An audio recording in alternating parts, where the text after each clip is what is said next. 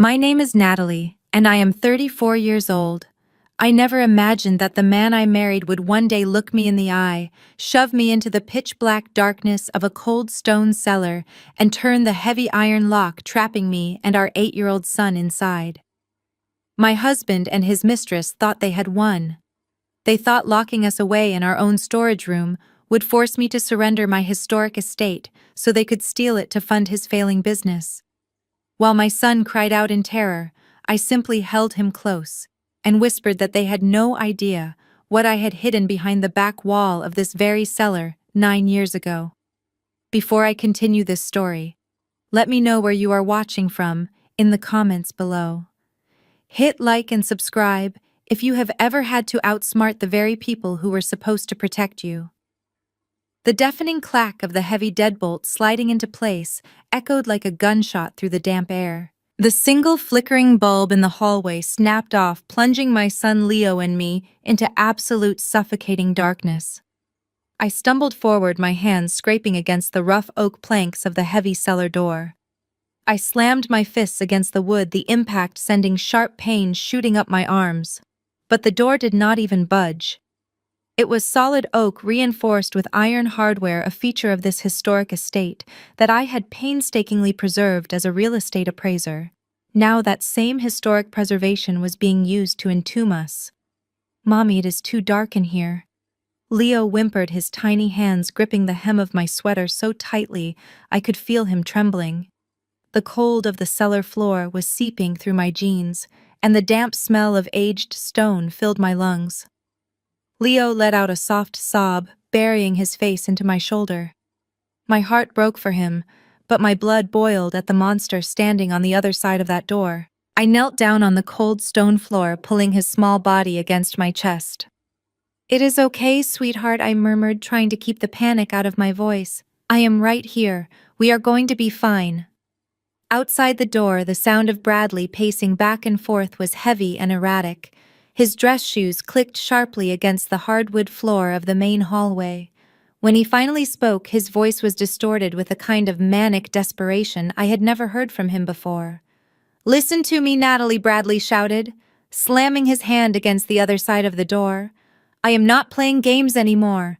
Give me the PIN code to the family trust right now. Do not make this harder than it has to be." I stood up, keeping one arm wrapped securely around Leo. "You are out of your mind, Bradley," I yelled back, my voice vibrating against the thick wood. "You locked your own son in a freezing cellar. Open this door immediately before I call the police." Bradley let out a sharp, cruel laugh. "Call them with what?" "I took your phone out of your purse while you were pouring tea. You have nothing down there. You have no way out. Now give me the damn PIN. You care more about this moldy antique house than you do about your own husband's future. My startup is $2 million in debt, Natalie. $2 million. I am losing everything, and you are sitting on a gold mine just so you can play historic preservationist." I could hear the absolute entitlement bleeding through every word he spoke. This was not a sudden emotional snap.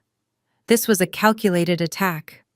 For months he had been failing, bleeding money into a tech company that had no real product, and instead of taking responsibility, he had set his sights on the one thing I had built with my own hands before I even met him. "I am not signing over the deed to my home to cover your bad business decisions," I shouted back, refusing to let him hear any fear in my voice. "This house is in an irrevocable trust. It is not marital property, and you know it." "Then you had better figure out a way to break that trust today," Bradley screamed, hitting the door so hard that dust rained down from the ceiling. "You and the kid can sit in the dark and think about your priorities. You are not coming out until that deed is signed over to my holding company. I need the collateral for the bank by this afternoon, or I am completely ruined. You are my wife and you owe me this." Before I could answer, Bradley, the sharp, unmistakable click of stiletto heels, echoed down the hardwood stairs. The steps were unhurried and deliberately loud. I pulled Leo closer to my side, feeling his heartbeat racing against my own chest. "Bradley, honey, you are getting too worked up." A sugary, sweet voice drifted down through the brass air vent set into the top of the oak door. It was Kelsey. She was 29 years old, Bradley's supposed financial consultant for his tech startup, Now I knew exactly what kind of consulting she was doing behind my back. "Hi, Natalie," Kelsey cooed through the vent. "I know it is a little chilly down there, but you really left us no choice. You have been acting so erratic lately. We are just worried about your mental health." Her tone made my stomach turn into a knot of pure disgust. "Get away from my house, Kelsey," I warned, keeping my voice low and steady. "When I get out of here, I am pressing charges against both of you for unlawful imprisonment." Kelsey let out a theatrical sigh that echoed down the stairwell. "Oh, sweetie, who do you think the police are going to believe? The successful tech CEO or his poor unstable wife who has been having a severe mental breakdown for months?" I froze, staring at the sliver of light coming through the vent. "What are you talking about? You really thought that brain fog was just stress from your job?" Kelsey laughed, a sharp sound that bounced off the stone walls. "Did you honestly believe you were just tired from working too hard on your real estate appraisal reports? I have been telling Bradley for months that you needed help. That is why I suggested the chamomile tea every night. It was so easy, Natalie. A few crushed sedatives in your cup while Bradley and I went over the company financials in your kitchen. You drank it right down and went to sleep while we planned our future." The revelation hit me like a physical blow to the chest, the crushing fatigue I had experienced over the last 3 months. The mornings I could barely wake up to make Leo his lunch for school. The Dr. Bradley had insisted I see a man who prescribed me anti-anxiety medication after a mere 10-minute consultation. It was all a massive, highly coordinated setup. They had been poisoning me under my own roof. "Dr. Evans is a very close friend of mine," Kelsey continued, her voice dripping with poison. "He has already documented your severe paranoia and delusions. If you call the cops, Bradley will just show them your medical files. He will tell the authorities you locked yourself in the cellar during a manic episode. They will put you in a psychiatric hold, and I will be the one picking Leo up from school from now on. Is that what you want? A new mommy for your little boy?" Leo whimpered at the sound of her vicious words, burying his face deeper into my sweater. "I do not like her, Mommy," he whispered. "I know, baby," I murmured, stroking his hair. "She is not going to hurt us. Just sign the papers," Natalie Bradley interjected, his voice returning to the vent. "The notary will be here very soon. I will slip the documents under the door. You sign them, and we open the door. You can go pack a bag and leave quietly. If you fight this, you are going straight to a mental ward, and I am taking full custody of Leo." The sheer audacity of their plan was staggering. They had weaponized my own health against me. They had invaded the safety of my kitchen, my bedroom, and my mind. Any normal person would have broken down right then and there. Any normal person would have screamed, kicked the heavy oak door, or begged for mercy. I felt the urge to cry, to scream until my throat bled. But then I looked down at my son. I felt the solid, historic stones beneath my boots. This was my house. I knew every single inch of its foundation, every secret buried deeply within its walls. They thought I was a weak and sedated housewife. They had completely forgotten what I did for a living. "I will give you 5 minutes to think about it," Kelsey sneered. "Enjoy the dark." Their footsteps retreated, moving back upstairs toward my living room. The silence of the cellar rushed back in, heavy and oppressive. "Mommy, are we going to be stuck here?" Leo asked, his voice trembling in the pitch black. I took a deep breath, letting the icy air fill my lungs. The fear that had gripped me moments ago completely evaporated, replaced by a cold, calculating rage. I realized in that exact moment that there was no saving my marriage, and there was no reasoning with these monsters. The only thing left to do was survive and destroy them. "No, sweetheart," I said, my voice completely steady. "We are not stuck. They are." I did not scream. I did not bang on the door anymore. Instead, I turned my back to the heavy oak wood.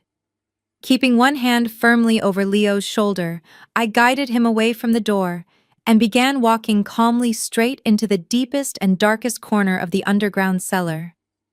I reached the back wall, running my free hand over the damp, rough-hewn stones.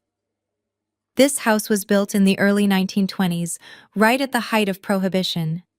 It held structural secrets that a man like Bradley, who only valued things with a modern price tag, could never comprehend. I knelt down on the floor, tracing my fingers along the thick mortar lines until I found the specific deep groove I was looking for. I counted the heavy stones from the ground up. 1, 2, 3, 4, 5. I pressed my palm flat against the cold surface of the fifth stone and pushed inward with all my weight. For a second, nothing happened. Then a low mechanical hiss echoed through the tight space. The sound of grinding rock and heavy metal shifting gears made Leo gasp and step back. A large section of the stone wall, a perfectly disguised steel door weighing several hundred pounds, popped outward and slowly swung open on heavy, well-oiled hinges. Soft amber LED lights flickered to life, automatically illuminating a hidden space that took my breath away the very first time I discovered it 9 years ago. It was a pristine, fully intact Prohibition-era speakeasy vault. The walls were lined with rich, dark mahogany paneling, and the floor was covered in intricate geometric mosaic tiles. Vintage leather club chairs sat perfectly preserved in the corners surrounding a beautiful, small, brass-fitted bar. I had spent 2 agonizingly detailed years of my life long before Bradley and I ever met, meticulously restoring every single inch of this room to its original historical glory. It was my private sanctuary, my absolute greatest professional triumph as an appraiser, and a secret I had never shared with my husband.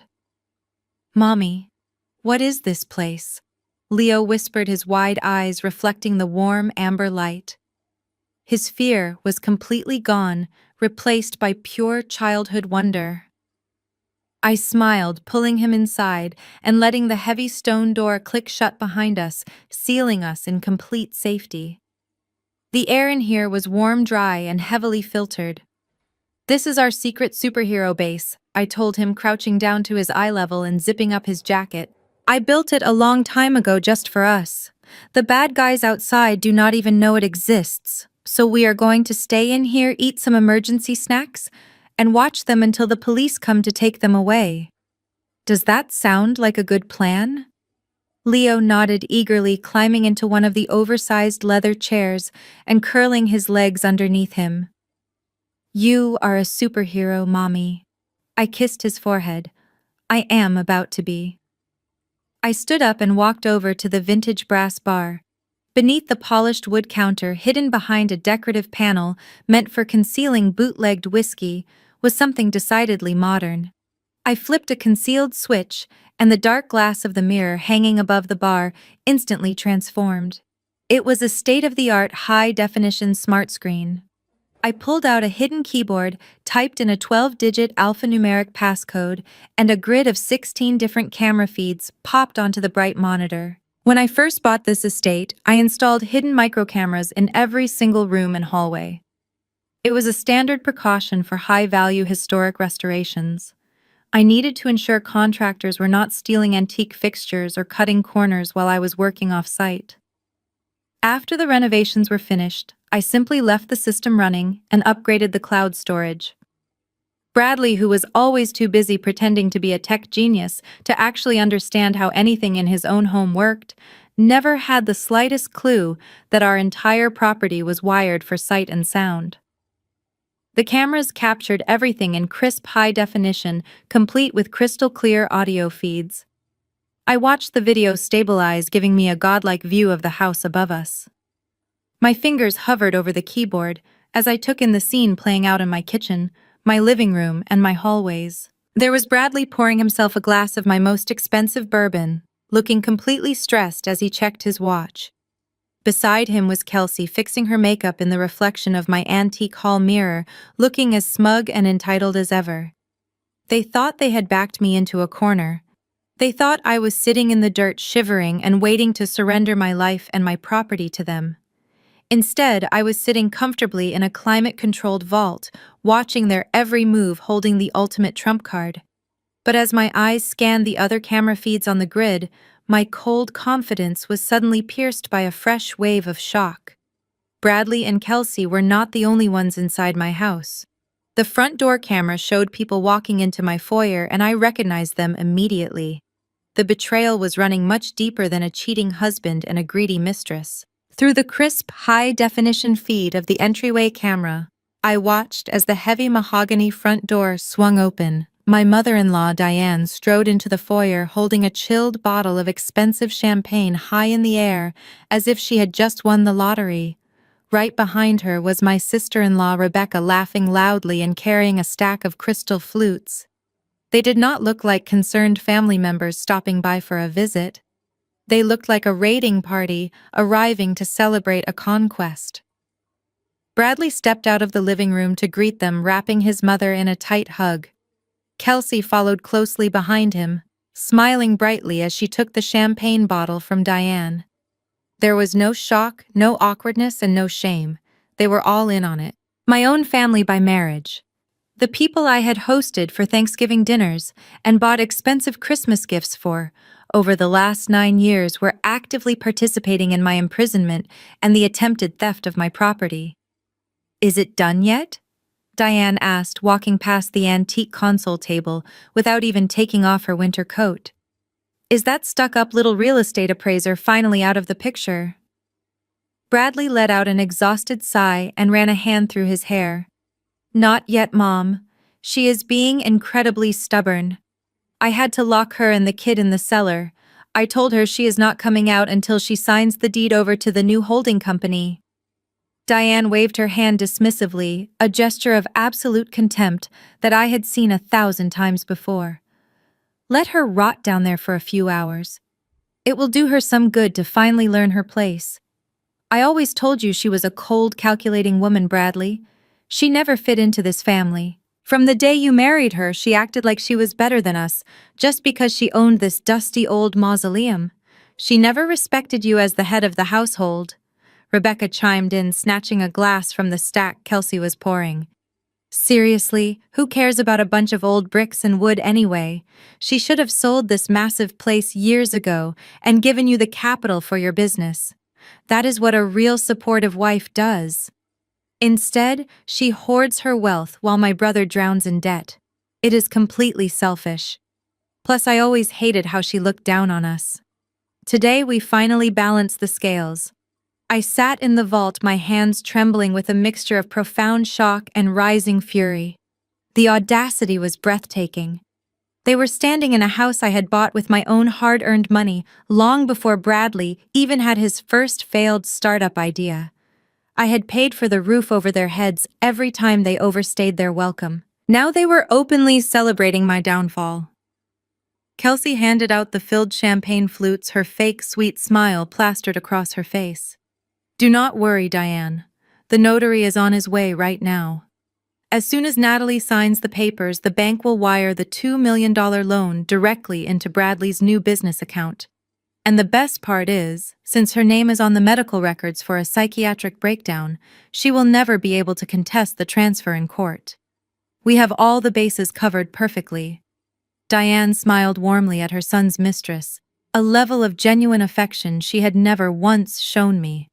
"You are an absolute lifesaver, Kelsey, a real partner to my son, not like that ungrateful woman in the basement." Bradley raised his glass, clinking it loudly against his mother's and his mistress's. "To taking control," he said proudly. "To taking back what is rightfully ours." They all cheered and took a long sip of the champagne. I watched my mother-in-law casually sip her drink while knowing her only grandson was locked in a freezing dark cellar beneath her feet. She did not even ask about Leo. She did not care if he was scared or cold. The only thing that mattered to her was the money and the sick satisfaction of seeing me completely destroyed.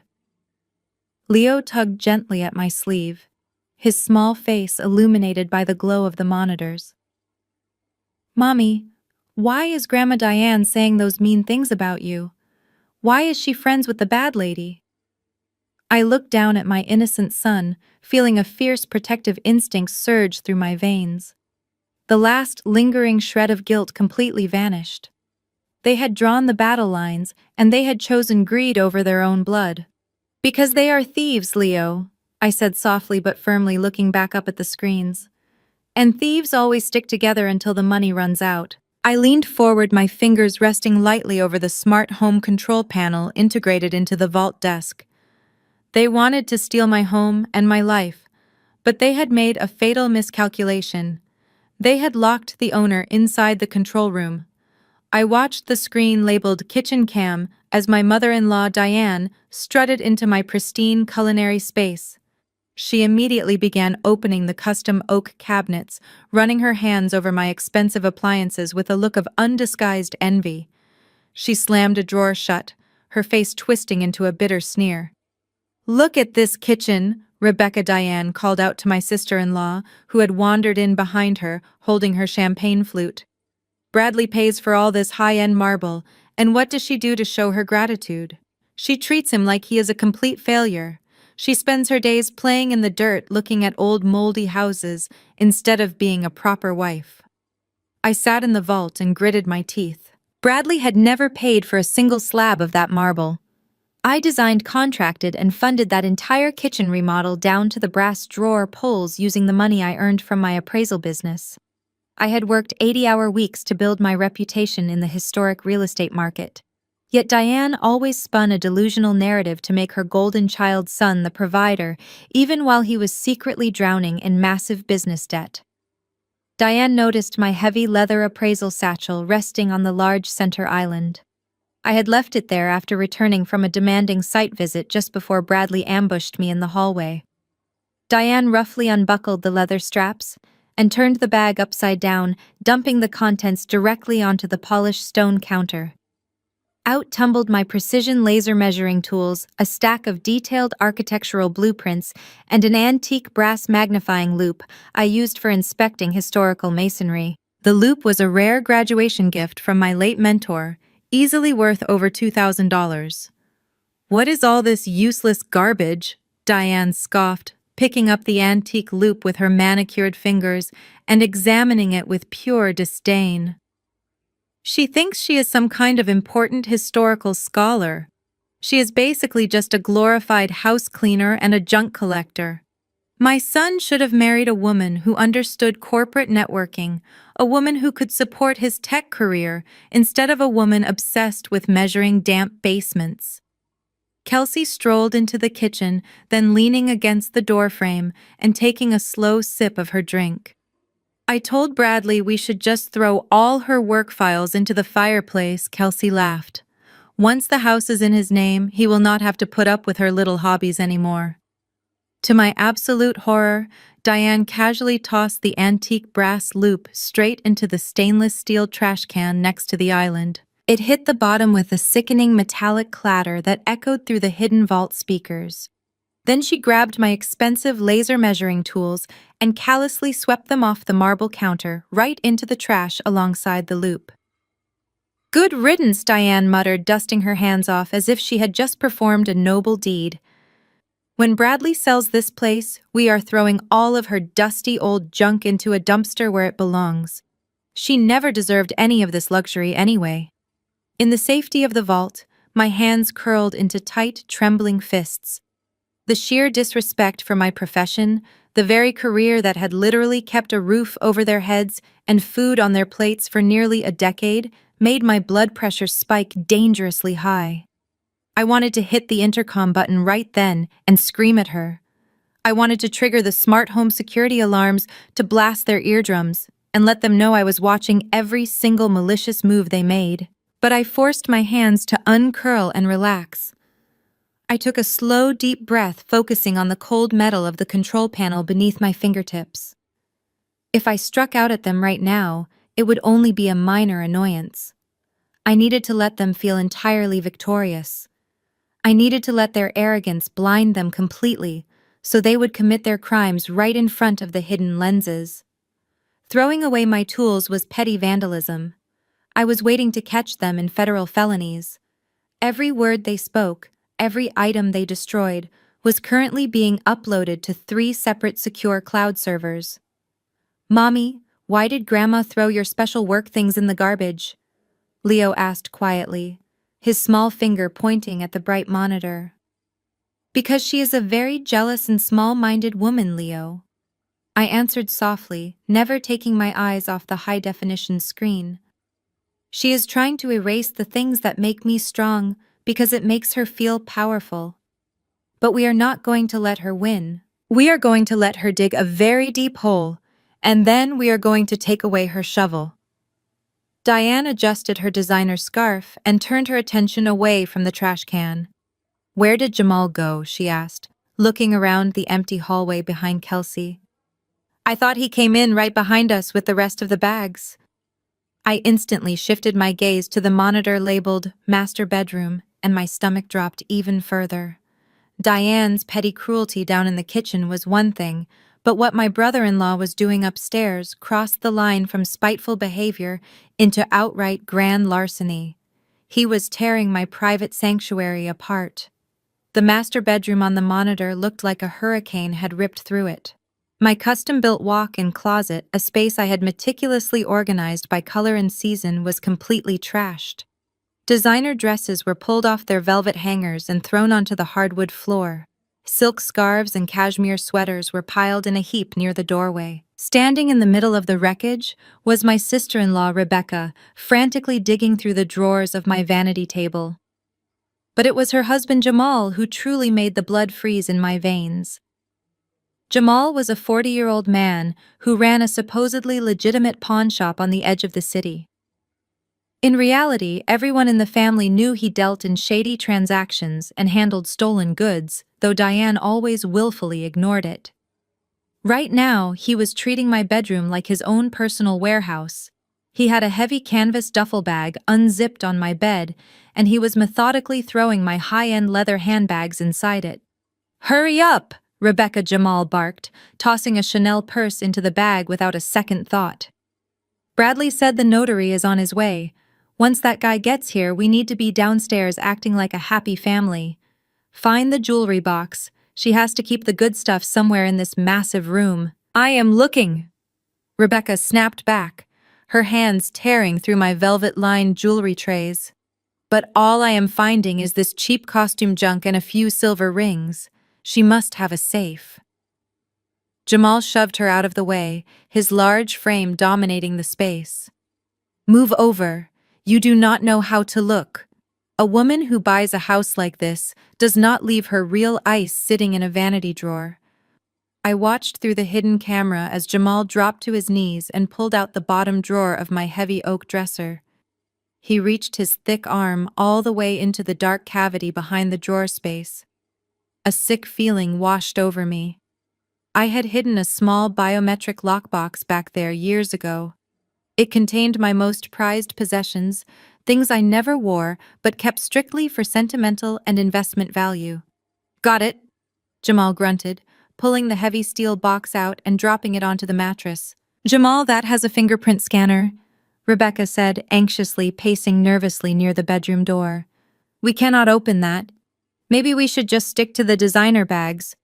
Bradley just wanted us to keep the crazy wife locked down while he got the house deed signed. He never said we could take her personal safe." Jamal let out a deep, booming laugh that sounded incredibly sinister through the vault speakers. "Bradley is a desperate idiot who is $2 million in the hole. He called us out here to do his dirty work because he did not have the guts to lock his own wife in the basement without backup. I am not doing this out of the goodness of my heart, Rebecca. This right here is my payment for services rendered." Jamal reached into his pocket and pulled out a heavy titanium pry bar, a tool he likely used regularly in his line of work. He jammed the sharp end directly into the seam of the lockbox. With a violent twist of his muscular arms, the reinforced steel gave way with a loud crack. The lid popped open. Inside the box sat a custom velvet display holding my late grandmother's heirloom jewelry collection. There was a stunning platinum necklace featuring a flawless 3-carat diamond center stone, accompanied by matching drop earrings and a vintage tennis bracelet. It was a collection I had legally inherited completely separate from my marriage to Bradley. Rebecca gasped, her hands flying to her mouth. "Oh my God, Jamal! Look at the size of those stones!" Jamal pulled the necklace out, holding it up to the bedroom lighting like an expert appraiser. His eyes gleamed with pure, unrestrained greed. "Look at this ice," he muttered, his voice dropping into a low, impressed tone. "These are vintage cuts, completely untraceable once I pop them out of these antique settings. I have a buyer down in the Diamond District who does not ask any questions. He will give me $100,000 in cold hard cash by tomorrow morning for these stones alone." $100,000, Rebecca repeated, her anxiety instantly vanishing, replaced by the exact same sickening greed that infected her mother and brother. "Jamal, that would pay off our second mortgage completely. We could finally buy that boat you wanted." Jamal smirked, dropping the priceless heirloom necklace carelessly into his canvas duffel bag, alongside the stolen handbags. "Exactly. And the best part is, the crazy wife is locked in a dark hole right now. When she finally gets out, nobody will believe a word she says. Bradley will tell the cops she lost her mind and misplaced the jewelry herself. It is a victimless crime." I sat back in my leather chair inside the hidden vault, staring at the monitor with a cold, burning intensity. A victimless crime. He had just stolen well over $100,000 in documented heirlooms. In my state, stealing anything over $10,000 was classified as grand larceny, a severe felony carrying massive prison time. They thought they were being so clever. They thought they were stripping me down to nothing. But Jamal had just handed me the absolute perfect weapon. He had crossed the line from a domestic dispute into a major federal crime, and he had done it right in front of a high-definition lens. "Mommy, what is that man putting in his bag?" Leo asked, his brow furrowed in confusion. I reached out and gently stroked my son's cheek, a tight, merciless smile forming on my lips. "He is putting his own ticket to prison into that bag, Leo. Every single one of them is going to pay. And I am going to make sure they lose absolutely everything." The sharp chime of the front doorbell echoed through the house, momentarily interrupting the sounds of looting coming from the master bedroom upstairs. On the high-definition entryway monitor, I watched as Kelsey practically sprinted down the main hallway to answer it. She swung the heavy front door open to reveal a man standing on the porch. He looked entirely out of place in my affluent neighborhood. He wore a cheap, ill-fitting gray suit and carried a scuffed leather briefcase that looked like it had been dragged behind a car. He nervously glanced over his shoulder before stepping inside. "Come in. Come in," Kelsey urged, grabbing his sleeve and pulling him into the foyer before quickly shutting and locking the door behind him. "Bradley," she called out toward the kitchen. "He is here. Bring the paperwork out to the dining room." Bradley hurried out of the living area, wiping a heavy bead of sweat from his forehead. He looked at the man with a volatile mixture of relief and intense anxiety. "Are you absolutely sure this is going to work?" Kelsey, Bradley asked, his voice tight and trembling slightly. "If the bank figures out that stamp is fake or that the signature was forced, I am looking at serious federal charges. This is not just a little white lie to get a credit card." Kelsey rolled her eyes, clearly annoyed by his sudden lack of nerve, and turned to the man in the cheap suit. "Relax, Bradley. This is Greg. He is an actual registered notary public. The stamp is completely real and legally binding. He just happens to be very flexible about who is actually holding the pen when the ink hits the paper." "Right, Greg." Greg offered a greasy smile and set his battered briefcase on my pristine antique dining table. "For $5,000 in cash, I do not care if a ghost signs this deed." Greg said, his voice raspy and loud. "But we need to move fast. My license is on the line here, and you said the loan officer is showing up at 4 o'clock sharp. That gives us less than 2 hours to execute the property transfer, authorize the collateral, and get your stories completely straight." 2 hours. That was the incredibly tight timeline they were working against. Bradley was backed so far into a corner by his failing tech startup that he had arranged for a private bank executive to come directly to the house to finalize a $2 million emergency bridge loan. The only way the bank was going to hand over that kind of cash was if my historic estate, a property fully paid off and recently valued at over $3 million, was put up as the collateral. "I have been practicing her signature all week," Kelsey announced, proudly pulling a sleek blue folder from her designer tote bag. She walked over to the table, spreading the thick stack of legal documents across the polished mahogany. It is a simple loop on the N and a sharp cross on the T. I can forge it perfectly. Once Greg stamps it, the house officially belongs to your holding company, Bradley. Then we can sign the loan agreement the second the banker arrives. Bradley paced the length of the dining room, running his hands over his face in panic. What if Natalie starts screaming from the cellar while the bank guy is sitting right here in the living room? What if she bangs on the door? It is a solid oak door, but if she makes enough noise, he is going to ask questions. We cannot have a bank executive hearing a woman screaming for help. Diane strolled out of the kitchen, sipping the last of her champagne with an expression of pure icy indifference. Let her scream, my mother-in-law said coldly. We have the medical file right here on the counter.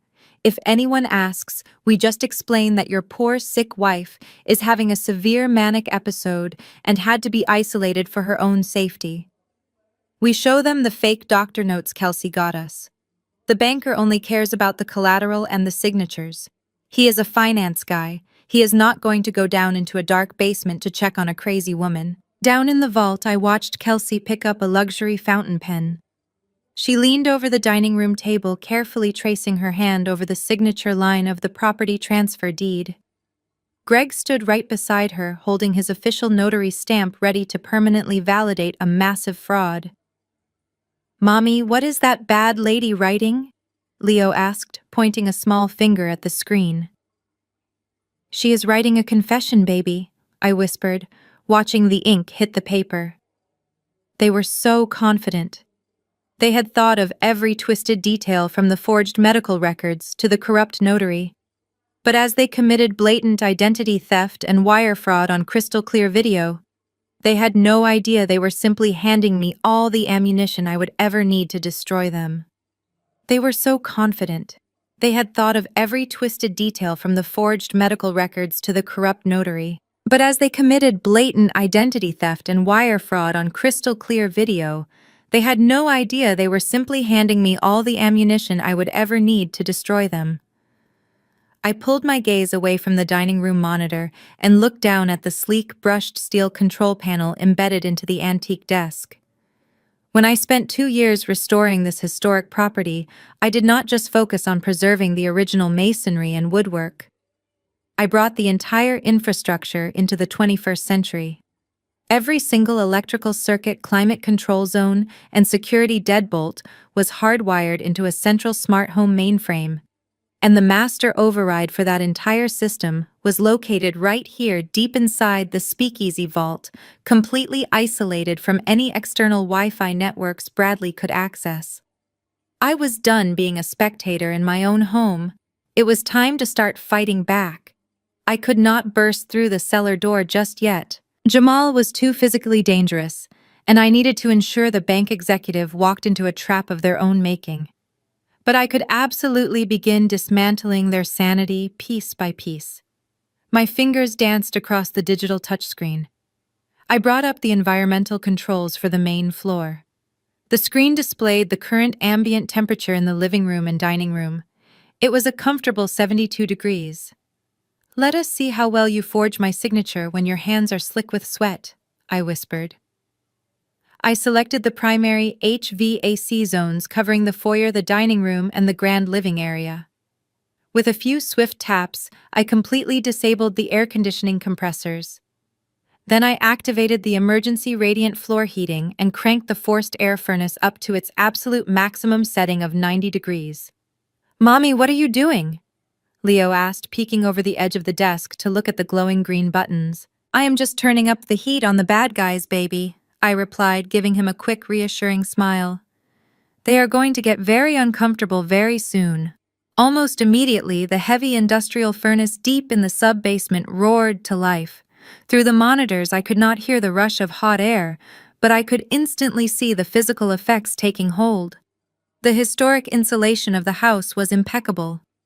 Without the air conditioning to circulate the cool drafts, the massive influx of heat began baking the main floor like an oversized convection oven. On the dining room feed, Greg the notary was the first to react. He reached up and aggressively loosened his cheap synthetic necktie, running a finger around his collar. "It is getting incredibly stuffy in here," Greg complained, his raspy voice carrying over the hidden microphones. "Can someone crack a window or turn on a fan? I cannot concentrate on these stamps if I am dripping sweat all over the paper." Bradley wiped his own forehead with the back of his hand, looking confused and irritated. "I do not know what is going on with the air. It was fine 5 minutes ago. This old house always has electrical glitches. Natalie usually handles the maintenance schedules." Kelsey let out a sharp, aggravated sigh. She was leaning over the table, still working on forging my initials on the supporting addendums, but her perfect facade was literally beginning to melt. "Well, figure it out, Bradley. My foundation is starting to run, and I am not greeting a high-level bank executive looking like I just ran a marathon. Go find the thermostat." Bradley practically jogged into the hallway, stopping in front of the digital thermostat mounted on the wall. I watched on the hallway camera as he angrily jabbed his fingers into the screen.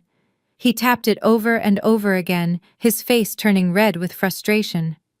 "It is completely locked out," Bradley yelled back toward the dining room. "The screen is just flashing an error code. I cannot turn the heat off." Diane walked out of the living room, fanning her face vigorously with a decorative magazine she had pulled off the coffee table. "This is ridiculous, Bradley," she snapped, her tone dripping with its usual condescension, but now edged with genuine discomfort. "It feels like a sauna in here. Even the champagne in my glass is getting warm. Fix it right now. I refuse to sit in a boiling house while we wait for this banker." "I cannot fix it, Mom!" Bradley shouted, his stress levels visibly skyrocketing.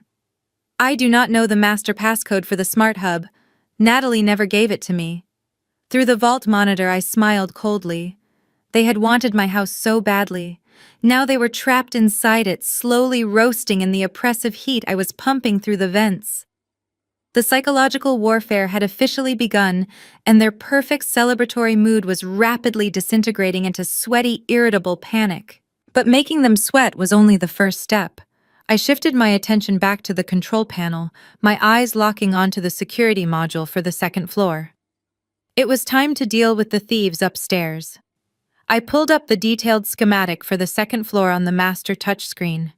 The master bedroom was outfitted with a commercial-grade electronic security lock. I had originally installed it to protect my sensitive appraisal documents and high-value historical artifacts. Now it was going to serve as a high-tech prison cell. On the monitor, Jamal was just pulling the zipper closed on his heavy canvas duffel bag. Inside that bag was my late grandmother's platinum necklace, the vintage tennis bracelet, and over $100,000 worth of my personal property. Rebecca was pacing nervously near the large bay window, complaining loudly about how hot the room was suddenly getting. She wiped her sweating forehead and told Jamal they needed to get downstairs immediately before the bank executive arrived. Jamal slung the heavy bag over his massive shoulder and grunted in agreement. "Let us get out of here," he said, walking purposefully toward the heavy mahogany bedroom door. I hovered my finger over the bright red lock icon on my screen. Just as his large hand reached out to grasp the polished brass handle, I pressed the button. A sharp electronic beep echoed silently from the panel in the vault, followed instantly by the heavy metallic thud of the steel deadbolt sliding perfectly into place inside the doorframe. Jamal grabbed the door handle and twisted it. The brass knob turned freely, but the heavy wooden door did not budge an inch. He frowned deeply, pulling harder. "What is wrong with this stupid thing?" he muttered, rattling the handle violently. "It is stuck on something." Rebecca walked over, pushing his thick arm aside to try it herself. She jiggled the knob and pushed her shoulder forcefully against the wood. "It is not stuck, Jamal," she said, her voice rising in sudden, frantic panic. "It is completely locked. Did you push a button on the inside handle?" "I did not touch anything," Jamal snapped, dropping his stolen duffel bag heavily to the floor. He grabbed the handle with both hands, planted his boots firmly on the hardwood, and yanked with all his considerable strength. The solid oak frame groaned slightly under the intense pressure, but the commercial-grade deadbolt held firm. "Open the door!" Bradley. Jamal bellowed, his deep, booming voice easily penetrating the thick walls and echoing down the grand staircase to the main floor. Bradley, open this door right now. What kind of sick game are you playing? Downstairs on the dining room monitor, Bradley jumped out of his skin at the sound of Jamal shouting. He was already dripping with sweat from the furnace blasting forced air at 90 degrees. He practically sprinted out to the foyer, staring up the grand staircase with a look of absolute sheer panic. "Keep your voice down," Jamal Bradley hissed loudly up the stairs, desperately trying to keep things quiet. "The bank guy is going to be here any minute to sign the papers. Just bring the stuff and come downstairs." "I cannot come downstairs, you absolute idiot!" Jamal roared back, kicking the bottom of the antique door with his heavy leather work boot. The impact sounded like a bomb going off in the quiet, historic house. "You locked us in. Open this door right now before I smash it into a million pieces." Bradley looked completely bewildered and terrified. He wiped his dripping forehead and shouted back defensively, "I did not lock anything. I do not even have the key to that room. Natalie controls all the electronic locks from an app on her phone." Jamal let out a string of vicious, hateful curses. The oppressive heat in the room was clearly getting to him, and his paranoia, fueled by his own criminal nature, instantly took over. He spun around and glared fiercely at Rebecca. "Your brother is setting us up." Jamal spat angrily, pointing a thick finger at her face. "He wants me to pack up the diamonds and the designer bags, and now he is locking us in so he can call the cops and say we broke in. He gets the massive bank loan, he gets rid of his crazy wife, and he sends us to federal prison for the robbery. It is a total setup. No, Jamal Bradley would never do that to his own family." Rebecca pleaded, though. The growing doubt in her eyes was glaringly obvious on the camera feed. Jamal ignored her completely. He took 3 steps back, lowered his shoulder, and launched his massive frame directly into the center of my bedroom door. The wood splintered slightly around the heavy brass hinges, but the steel deadbolt did not give way. He kicked it again, roaring in absolute fury. Bradley Jamal screamed at the top of his lungs. "If you do not let me out of here right now, I am going to come down there and snap your neck in half." Down in the foyer, Bradley looked like he was on the verge of a total nervous collapse. The intense heat was suffocating him. His mistress was screaming about her melting makeup, his corrupt notary was demanding more cash, and his violent brother-in-law was actively trying to destroy the house. I sat back in my leather chair inside the cool, climate-controlled vault and smiled at Leo. The Alliance of Thieves was officially breaking. The Alliance of Thieves was officially breaking. Bradley paced at the bottom of the grand staircase, his hands pulling aggressively at his hair. He yelled up to Jamal that he was coming upstairs to check the electronic lock keypad. He took 2 heavy steps up the stairs, his breathing shallow and erratic in the suffocating heat of the house. In the dining room, Kelsey was aggressively fanning herself with a blank addendum document, complaining loudly that Bradley needed to hurry up and handle his psycho brother-in-law before the bank executive arrived. It was the perfect moment. They were distracted, agitated, and completely turning on each other. I leaned forward over the brushed steel control panel and tapped the icon for the whole home audio intercom system. When I upgraded the historic estate, I installed premium invisible ceiling speakers in every single room. They were meant for playing soft classical music during my appraisal dinner parties. Today, they were going to broadcast a documentary of utter betrayal. My fingers accessed the secure cloud storage drive on the monitor. I opened a folder labeled Security Intercepts and selected an audio file I had isolated exactly 3 weeks ago. I had captured it on the living room camera late at night while Bradley was taking a shower upstairs. Kelsey had poured herself a glass of my expensive wine, pulled out her phone, and made a very private call to a man whose voice I did not recognize. She felt completely safe in my house, entirely unaware that the high-definition microphones were recording every single syllable. I routed the audio file to play at maximum volume through every speaker in the house from the master bedroom to the kitchen. Then, I pressed play. A sharp electronic chime signaled the intercom activating, immediately followed by the crystal-clear sound of Kelsey's voice echoing off the mahogany walls. It was not her usual fake sugary tone. It was cold, calculating, and ruthless.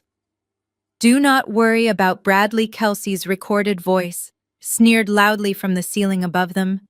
"He is a complete, gullible idiot. He actually believes I love him and care about his pathetic tech startup. He is so desperate for this $2 million bank loan that he gave me full administrative access to the new corporate holding accounts." On the monitors, the reaction was instantaneous. Bradley froze mid-step on the staircase. His foot hovered above the third tread as the blood completely drained from his sweating face. In the dining room, Greg, the corrupt notary, stopped wiping his neck and stared up at the ceiling. Diane dropped her decorative magazine, her mouth falling open in sheer shock. Kelsey dropped the blank document she was using as a fan. Her eyes darted wildly around the room as her own voice continued to betray her from above. "As soon as that bank executive approves the collateral and the 2 million hits, the account, I am wiring every single cent of it to the offshore trust we set up the recording of." Kelsey laughed, a cruel, sharp sound that bounced off the dining room walls. "I am going to bleed him entirely dry. He forged the medical records and the property deed, so his name is all over the federal fraud. I will be on a flight out of the country before he even realizes the money is gone, and he will be sitting in a federal prison cell taking all the blame." The audio clip ended with a sharp click, leaving a heavy, ringing silence in its wake. The suffocating 90-degree heat in the house suddenly felt entirely secondary to the massive psychological bomb that had just detonated. Even upstairs, the violent thudding against the master bedroom door had completely stopped. Jamal and Rebecca had heard every single word of Kelsey's master plan through the bedroom speakers. The realization that there was never going to be any money for them, that Kelsey was planning to steal the entire $2 million loan and leave the whole family to face the federal fraud charges, hung in the air like thick, toxic smoke. Bradley slowly turned around on the stairs. His expensive dress shirt was completely soaked in sweat, clinging tightly to his chest. He looked down into the dining room where his beautiful young mistress was standing frozen in place. The illusion he had destroyed his marriage for was entirely shattered. The woman he had locked his wife and child in a dark cellar for was not a supportive partner trying to save his business. She was a professional parasite who had meticulously planned to destroy his life and steal his last remaining lifeline. Kelsey swallowed hard, her throat visibly bobbing on the camera feed. Her perfect foundation was melting, but now she was sweating from pure, unadulterated terror.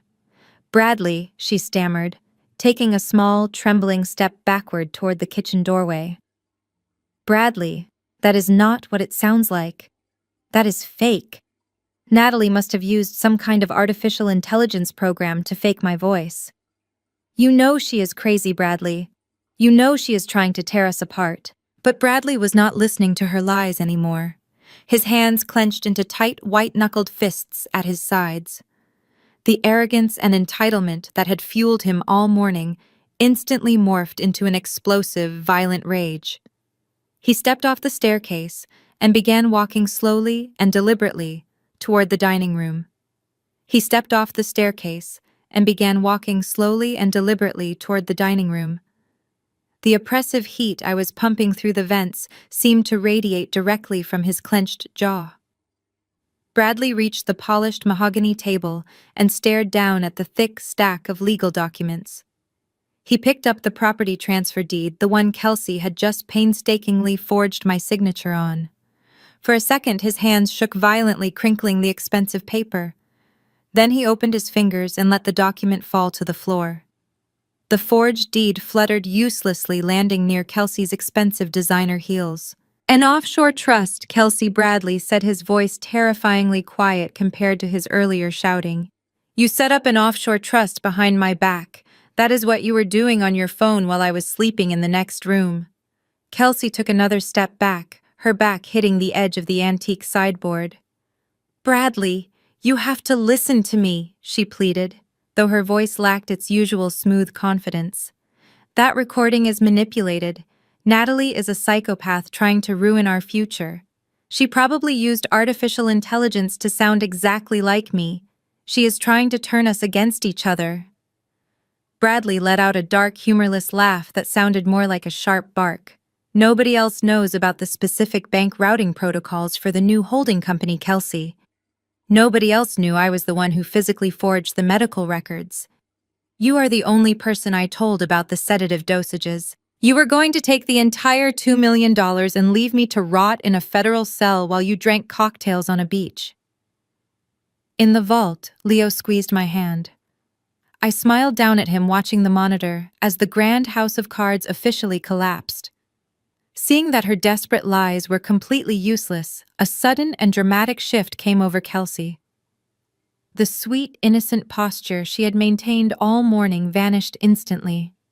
She stood up straight, wiped a thick streak of melted foundation from her cheek, and glared at Bradley with absolute undisguised disgust. "You want the truth, Bradley?" Kelsey spat, her voice dripping with pure venom. "Fine. Yes, I was going to take the money. And you know exactly why. Because you are a pathetic, complete loser. Your tech startup is an absolute joke. You have burned through millions of dollars from your investors over the last 3 years, and you have absolutely nothing to show for it but a rented luxury office space and a mountain of debt you cannot pay." Bradley flinched as if she had physically slapped him across the face. His massive ego, the fragile foundation of his entire identity, was shattering in real time on my high-definition monitors. "You walk around acting like you are this brilliant, visionary tech CEO?"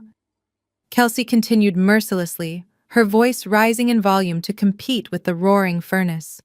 "But you are just a weak, gullible mark. You could not even manage your own wife without my help. I had to be the one to drug her tea every night. I had to be the one to arrange the fake doctor and pay him off. I had to forge the signature on the deed right now because your hand was shaking too much to hold the pen. You are a complete coward, Bradley. You do not have the spine to do anything yourself." Diane let out a loud gasp from the doorway, her champagne glass slipping from her hand and shattering on the floor. "How dare you speak to my son that way, you little tramp? He left his marriage for you." Kelsey whipped her head around to face my mother-in-law, her eyes flashing with intense rage. "Oh, shut up, Diane. You are just as delusional as he is. You walk around this house acting like you own the place, looking down your nose at everyone. But you do not own a single brick of this estate. Your son is entirely broke. Natalie is the only one with any real money, and you were all too stupid to realize she was the only thing keeping you from ending up in a dirty trailer park." Bradley let out a raw, furious scream. He lunged forward, grabbing Kelsey by the shoulders and shoving her hard against the antique sideboard. The crystal glasses resting on top rattled loudly, a few tipping over and breaking on the hardwood. "I ruined my entire life for you," Bradley roared right into her face, spittle flying from his lips. "I locked my own kid in a freezing basement because you said it was the only way to get the capital. I committed federal fraud for you." Kelsey shoved him back with surprising strength, her perfectly manicured nails digging fiercely into his chest. "You did it because you are desperate and greedy, Bradley. Do not try to blame me for your own pathetic choices. You were going to lose everything anyway. I was just making sure I got paid for my wasted time." From my secure seat inside the Prohibition Vault, I watched the two scammers tear each other to absolute pieces. The oppressive 90-degree heat of the house was entirely mirroring the explosive pressure cooker of their toxic relationship. Every single word Kelsey screamed was another nail in Bradley's coffin. He had thrown away a faithful wife, a beautiful son, and a secure future, all for a woman who despised him and viewed him as nothing more than a convenient, automated teller machine. I leaned closer to the monitor, feeling a profound sense of satisfaction. The first phase of my retaliation was an overwhelming success, but the bank executive was still on his way. Suddenly, the tense standoff in the dining room erupted into absolute physical chaos. Diane had stood frozen near the arched doorway for entirely too long, listening to this young mistress tear down her golden child. The shock finally wore off, replaced instantly by the rabid, blind defense of a mother who refused to accept reality. Diane dropped all pretense of being a refined high society matriarch. She lunged across the dining room, her designer heels clicking loudly against the hardwood. Before Kelsey could even react or step away from Bradley, Diane raised her hand and delivered a vicious, echoing slap directly across Kelsey's face. The sound cracked through the hidden microphones like a whip. Kelsey stumbled backward, crying out in pain and clutching her reddened cheek. "You ungrateful little gold digger!" Diane shrieked, her face contorted into an ugly mask of pure rage. "How dare you speak to my son like that? He left his entire family for you. He put his neck on the line for you." Kelsey recovered her balance quickly, her own temper flaring into sudden violence. She did not back down. Instead, she lunged right back at my mother-in-law. Kelsey grabbed a fistful of Diane's expensive cashmere sweater and violently shoved the older woman against the heavy oak dining table. "Do not ever touch me, you delusional old bat!" Kelsey screamed, her perfectly manicured nails digging deep into Diane's shoulders. "Your son is a complete fraud, and you are just a pathetic enabler who leeches off her daughter-in-law because you do not have a single dime to your own name." The perfect family dynamic they had projected for years instantly dissolved into a trashy, humiliating brawl. Diane shrieked and reached up, grabbing a handful of Kelsey's blonde hair and pulling it hard. Kelsey shrieked back, swinging her free arm wildly. They knocked over a thick stack of the forged addendum documents, scattering the crisp, white pages all over the floor. The remaining crystal champagne flutes crashed to the ground, shattering into tiny, sparkling shards around their feet. Bradley stood there for a moment, completely paralyzed by the sheer magnitude of his rapidly collapsing life. The oppressive heat of the house was suffocating him, the betrayal of his mistress was absolute, and now his mother was wrestling with his lover over the forged paperwork of a house he did not even own. "Stop it!" Bradley finally yelled, grabbing his mother by the waist and desperately trying to pull her away. "Stop it right now, both of you. The bank executive is going to be here any minute." Diane ripped herself away from Kelsey's grip, breathing heavily, her pristine hair completely disheveled. She pointed a trembling finger at the younger woman, but kept her wild eyes locked on Bradley. "Kick her out, Bradley!" Diane demanded hysterically, her voice echoing loudly off the high ceilings. "Throw this trash out onto the street right now. We do not need her. We will sign the papers ourselves. We will get the notary to stamp them. This house rightfully belongs to you." Kelsey let out a sharp, mocking laugh, rubbing her stinging cheek. "You cannot do anything without me. You need my signature on the holding company documents, or the bank will not release a single cent." Diane ignored her, turning fully to her sweating, panicked son. "Listen to me, Bradley. You deserve every single brick of this estate.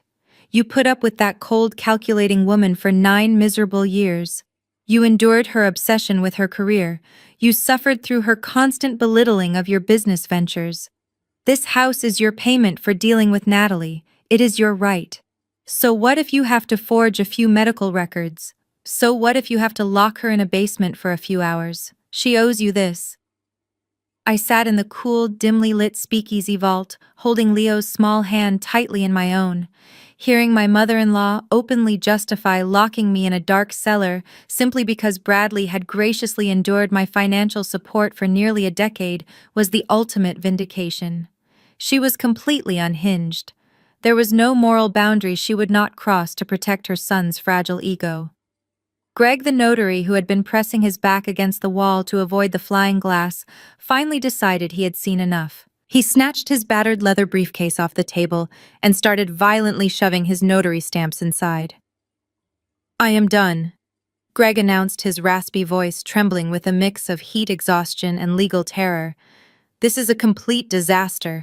I am not risking a federal prison sentence for a family that cannot even stop assaulting each other for 5 minutes. Keep your money. I am leaving." He turned and marched quickly toward the foyer. But Kelsey was faster.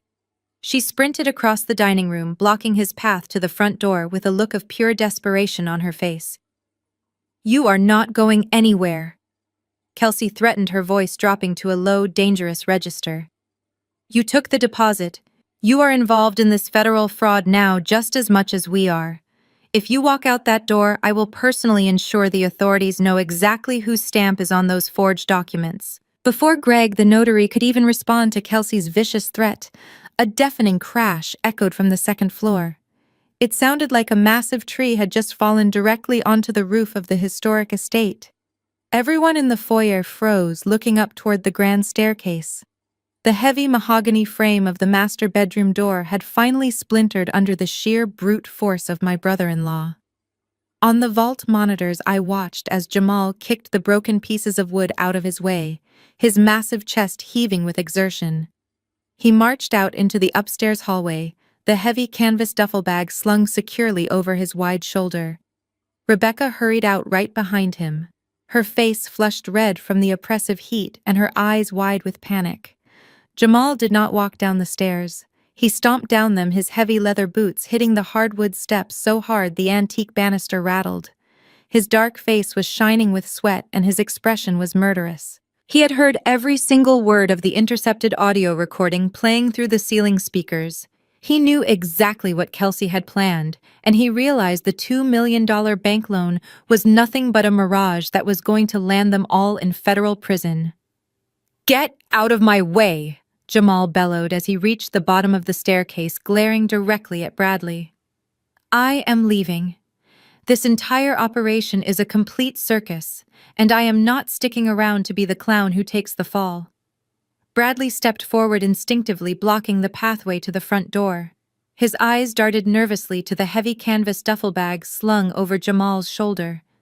The intense 90-degree heat, combined with the catastrophic collapse of his relationship with Kelsey, had pushed Bradley into a state of total paranoid delirium. He pointed a shaking finger at the bag. "Where do you think you are going with that?"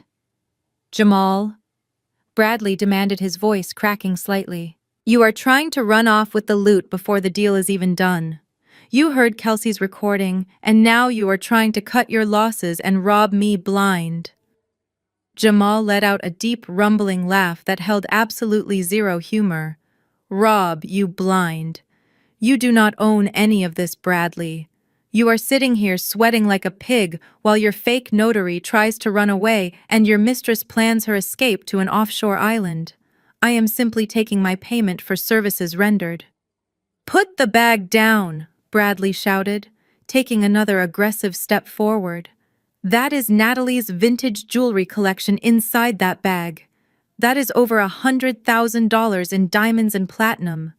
If you walk out the door with that, you are committing a massive felony. I am not letting you take the only valuable things left in this house while I am stuck here dealing with the bank and the fraud charges." Jamal dropped the duffel bag heavily onto the foyer floor. The sound of my stolen heirloom jewelry clanking against the hardwood echoed through the hidden microphones. Jamal squared his massive shoulders and stepped right up to Bradley, towering over my terrified husband. "You listen to me, you pathetic little man," Jamal growled, poking a thick finger hard into Bradley's chest. "You called me here. You begged me to come help you deal with your wife because you were too much of a coward to face her yourself. You promised me a cut of the loan. But there is no loan. There is only a massive federal trap that your little blonde girlfriend set up for you. I broke into that biometric safe upstairs, and I earned every single diamond inside it." Rebecca rushed down the last few stairs, grabbing Jamal's arm and trying to pull him back. "Jamal, please stop," she begged, tears streaming down her sweaty face. "Let us just leave the bag and go. If the police come, they are going to lock you up. We have to get out of here before the bank executive arrives." But Jamal shook her off violently.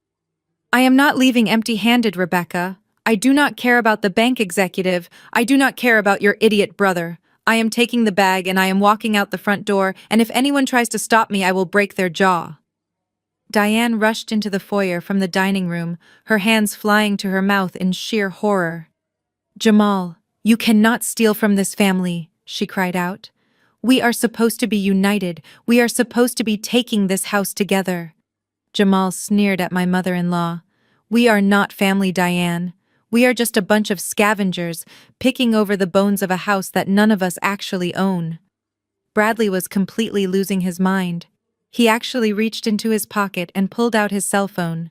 Put the bag down. Jamal Bradley threatened, his thumb hovering over the screen. I will call the police right now and report a robbery. I will tell them you broke into the house. The utter hypocrisy was astounding. My husband, who had literally locked his wife and child in a dark cellar to commit real estate fraud, was now threatening to call the police on his own brother-in-law for stealing. Down in the speakeasy vault, I watched the absolute destruction of their greedy little alliance. Bradley was right about one thing. Stealing that jewelry was a massive felony. But Bradley was entirely wrong about who was going to take the fall. I leaned back in my leather chair, letting the cool air of the vault wash over me. The trap was set perfectly, and they were all standing directly inside it, fighting over the cheese. Before Bradley could even press his thumb against the screen of his cell phone, Jamal closed the distance between them with terrifying speed. For a man of his massive size, he moved like a freight train.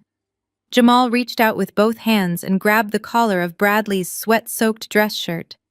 With a violent upward thrust, Jamal lifted my husband entirely off his feet. Bradley's expensive phone slipped from his trembling fingers, hitting the hardwood floor and shattering the glass screen. Are you going to call the cops on me, Bradley? Jamal roared, his face mere inches from my husband's terrified eyes. You think you can use me to do your dirty work and then throw me to the wolves? I will snap your neck before you can even dial a single number. Bradley gagged his hands, clawing uselessly at Jamal's thick wrists. His face was turning a dangerous shade of purple as the collar of his shirt cut into his throat. He kicked his legs in the air, completely powerless against the brute strength of the man he had foolishly brought into my home to intimidate me. Diane let out a blood-curdling shriek. She threw herself at Jamal, her manicured hands slapping wildly at his broad back and thick arms. Let him go, Diane screamed hysterically. You are killing my son. Let him go right now, you animal. But Jamal did not even flinch. It was Rebecca who finally snapped. The years of watching her mother worship Bradley while treating her like a secondary citizen finally boiled over in the suffocating 90-degree heat of the house. Rebecca lunged forward, grabbing her mother by the shoulders and violently ripping her away from Jamal. Diane stumbled backward, her heels slipping on the polished wood. She stared at her daughter in absolute shock. Diane gasped, clutching her chest. What are you doing? Help your brother. No, Rebecca screamed back, her voice raw and tearing at her throat. I am done helping him, Mom.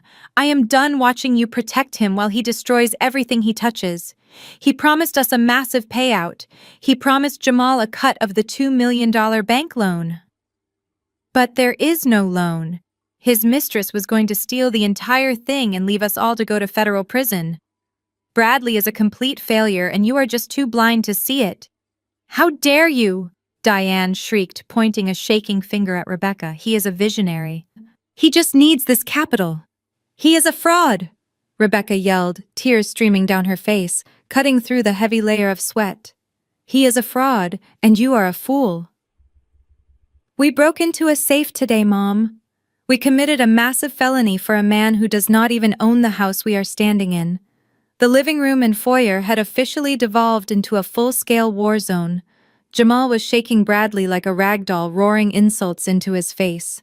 Rebecca and Diane were engaged in a vicious screaming match, airing decades of toxic family grievances at the top of their lungs. The noise level was deafening, echoing off the historic masonry and carrying right down into the hidden microphones of my speakeasy vault. Through all this absolute chaos, I kept my eyes scanning the other monitors. My gaze locked onto the dining room feed. Kelsey was standing completely still, watching the violent melee unfolding in the foyer. She realized instantly that the entire operation had imploded. There was no way to get the signature, no way to fool the bank executive, and no way to get her hands on the money. Survival instinct kicked in. Kelsey quietly reached down and scooped up the thick blue folder containing the forged property transfer deed and the fake medical records. She shoved them roughly into her designer tote bag. If the authorities got involved, those documents were her guaranteed ticket to federal prison. She needed to destroy the evidence. Kelsey slipped out of her high heels, holding them in one hand so her footsteps would be entirely silent on the hardwood. She hugged the wall, slowly creeping toward the heavy front door while the family tore each other apart just a few feet away. Down in the vault, Leo sat forward in his oversized leather chair, his eyes wide with absolute awe. "Mommy," he whispered, pointing at the glowing screens. "They are beating each other up. You did not even touch them, and they are fighting." I reached out and gently smoothed his hair. "When bad people run out of victims, Leo, they always turn on themselves. They are locked in a cage of their own making." Kelsey reached the heavy front door. Her hands were shaking violently as she reached for the brass deadbolt. She just needed to turn it slip out into the afternoon air and run to her car before anyone noticed she was missing. But as her fingers gripped the lock, a sleek black luxury sedan slowly pulled into my long, circular driveway, clearly visible on the exterior security camera. The final guest had just arrived.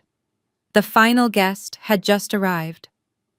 The crisp, melodic chime of the front doorbell cut through the deafening screams and the suffocating 90-degree heat like a sharp blade.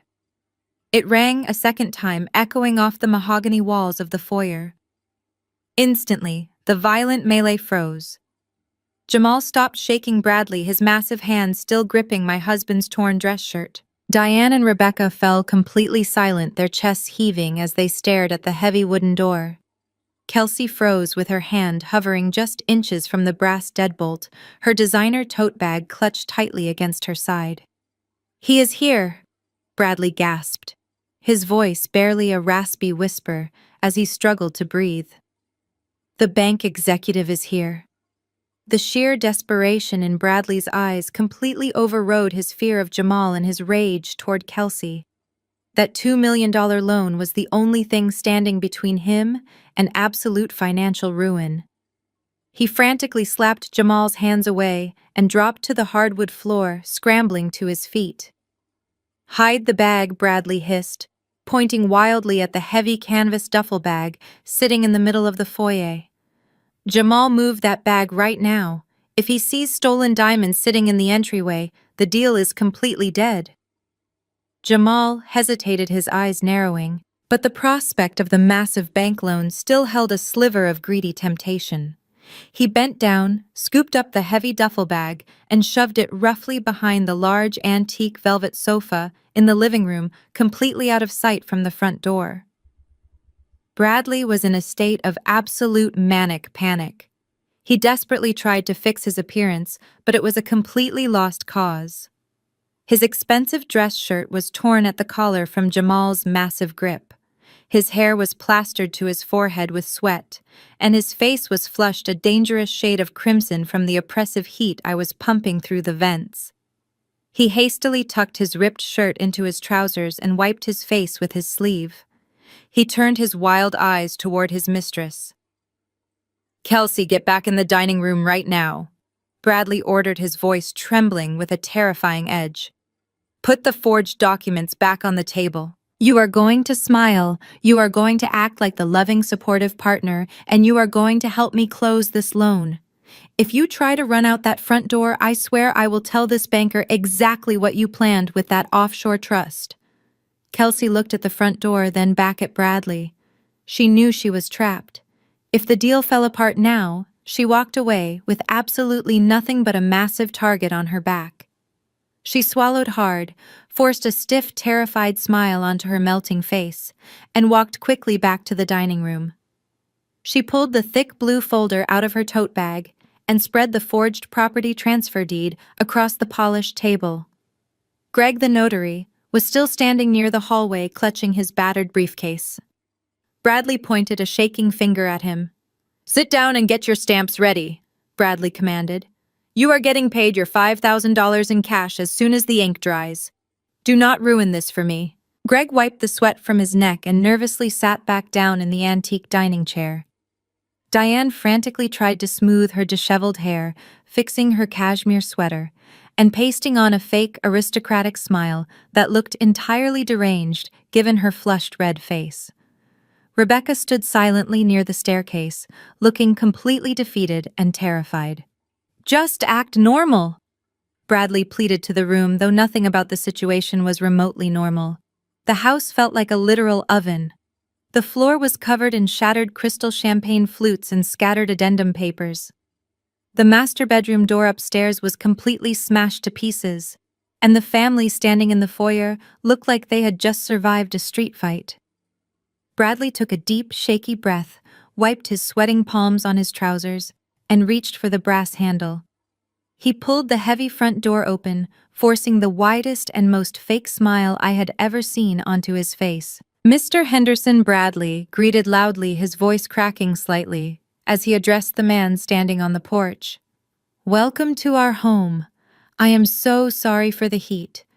Our historic climate control system is experiencing a slight malfunction today, but please come in. We have all the paperwork ready for you."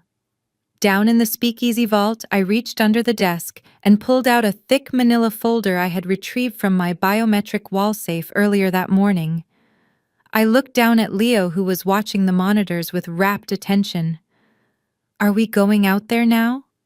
Mommy, Leo asked quietly. I stood up, smoothing the front of my tailored dress. "Yes, baby. It is time to go introduce ourselves to the guests."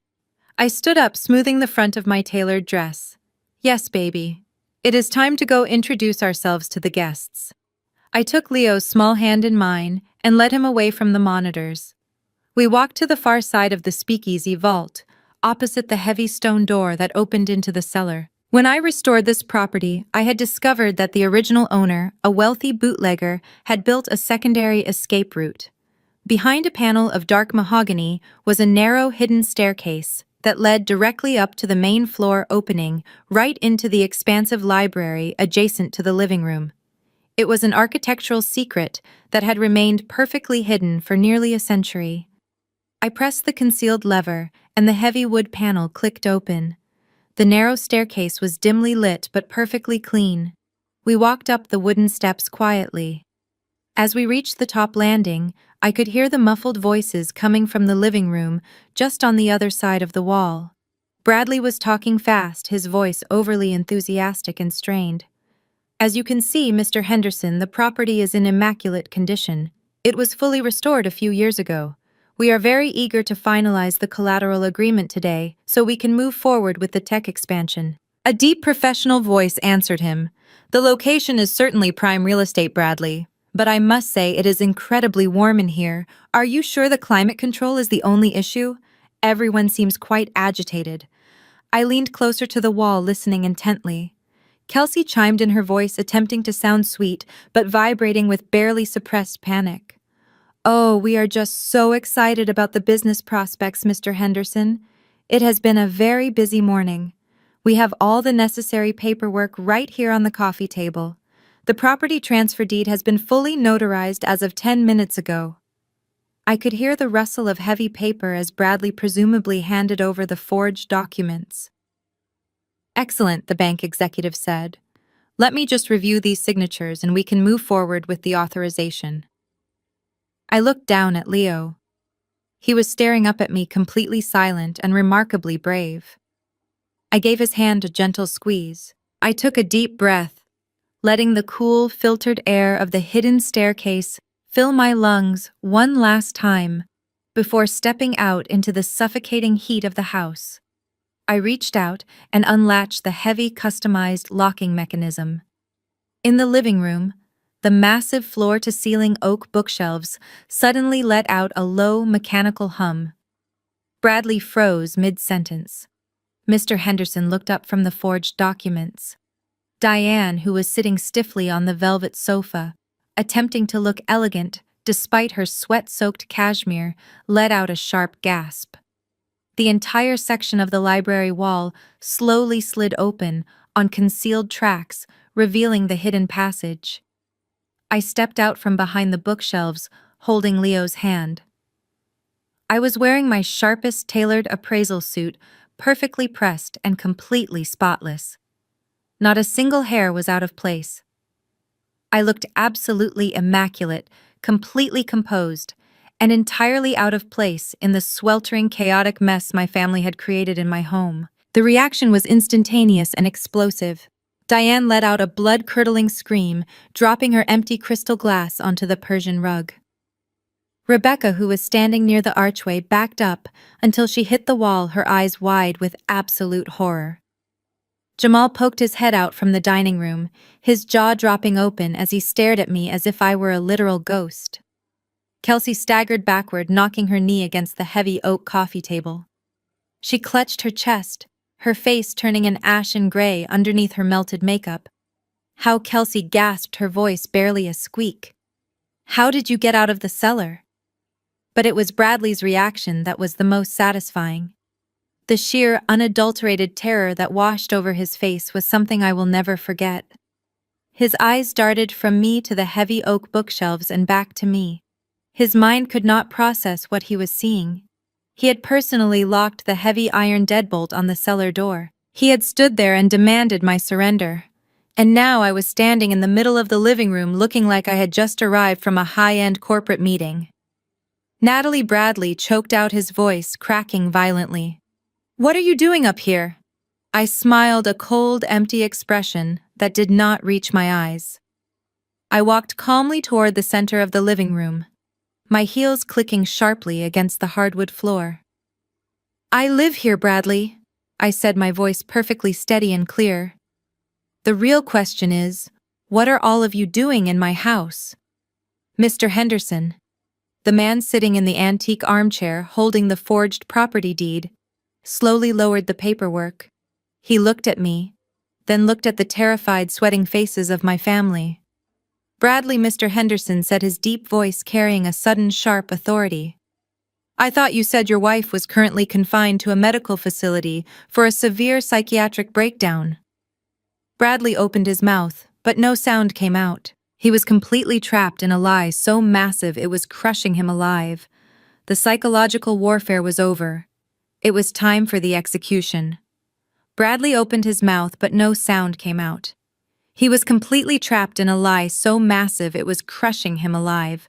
The psychological warfare was over. It was time for the execution. But instead of surrendering gracefully, Bradley's deeply ingrained narcissism triggered one final desperate survival mechanism.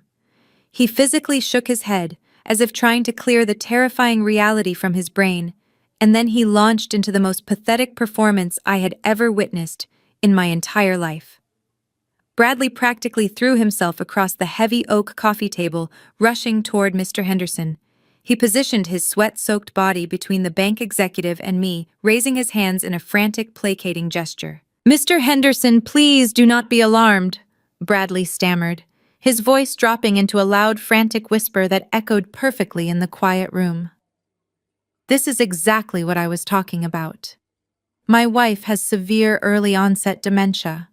She suffers from extreme paranoid delusions. We had to set up a secure medical care room for her upstairs for her own safety, and she must have somehow broken the heavy lock on the door. She thinks she is still working as an appraiser. It is a tragedy, Mr. Henderson, an absolute tragedy. I stood perfectly still, keeping a firm grip on Leo's hand. My 8-year-old son did not flinch or cry. He stood tall beside me, watching his father lie through his teeth, knowing completely that his mother was in absolute control of the room. I watched Bradley spin this absurd, disgusting web of lies. He was literally sweating through his expensive, tailored trousers. His dress shirt was torn completely open at the collar from Jamal's violent grip, and he smelled like pure fear and stale alcohol. Yet he was pointing at me, the only person in the entire house who was not dripping with sweat and covered in shattered glass, calling me the insane one. Diane, who had been completely paralyzed by shock just seconds ago, instantly recognized the narrative Bradley was desperately trying to build. With years of practice as the ultimate enabler, she immediately snapped into her role. Diane let out a loud, theatrical sob that sounded completely ridiculous over the roaring of the furnace. She buried her face in her hands, forcing fake tears to spill over her flushed, sweaty cheeks. "Oh, my poor, sweet Natalie."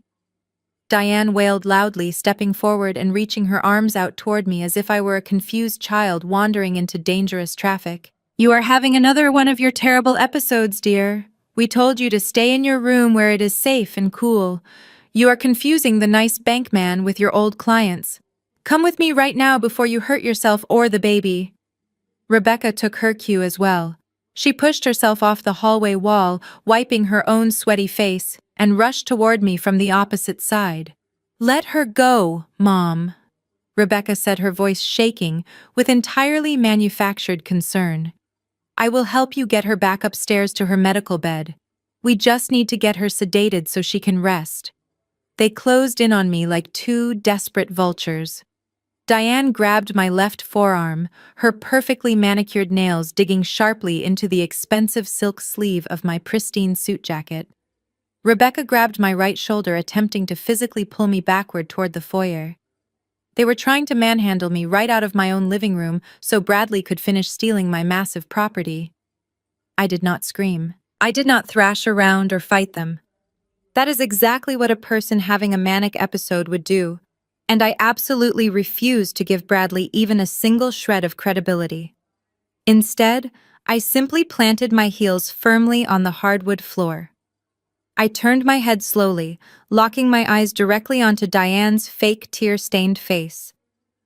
The temperature in the room was boiling, but my glare was absolute ice. "Take your hands off me, Diane," I said. My voice was not loud, but the absolute razor-sharp authority in it made my mother-in-law freeze instantly. "You are sweating all over my silk lining, and if you do not step back right this second, I will add physical assault to the very long list of federal charges you are already facing today." Diane gasped loudly, instantly dropping my arm as if the dark fabric of my jacket had literally burned her fingers. She stumbled backward, bumping heavily into Rebecca, who also immediately let go of my shoulder. They were bullies and cowards at their core. They only attacked when they thought their victim was weak and heavily sedated. Faced with absolute unyielding strength, they immediately folded. I calmly adjusted the sleeves of my suit jacket, smoothing out the minor wrinkles they had caused. I stepped right around Bradley, completely ignoring his frantic, pathetic presence, and walked directly toward the bank executive sitting quietly in the antique armchair. "I am so sorry for this ridiculous interruption, Mr. Henderson," I said clearly, keeping my tone perfectly professional and polite. "As you can clearly see, my husband and his family are currently experiencing a severe collective breakdown. It seems the intense heat in this house has completely melted whatever small amount of sanity they had left." Bradley spun around, his eyes wide with wild animal panic. "Do not listen to her," he shouted frantically at the bank executive. "She does not know what she is saying. Look at the medical files Kelsey gave you. The doctor signed them. You're signed. She is completely delusional."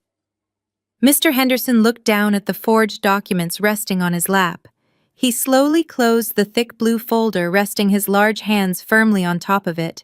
He looked up at Bradley, then shifted his gaze to Kelsey, who was still cowering near the dining room table. Finally, his sharp eyes landed squarely on me.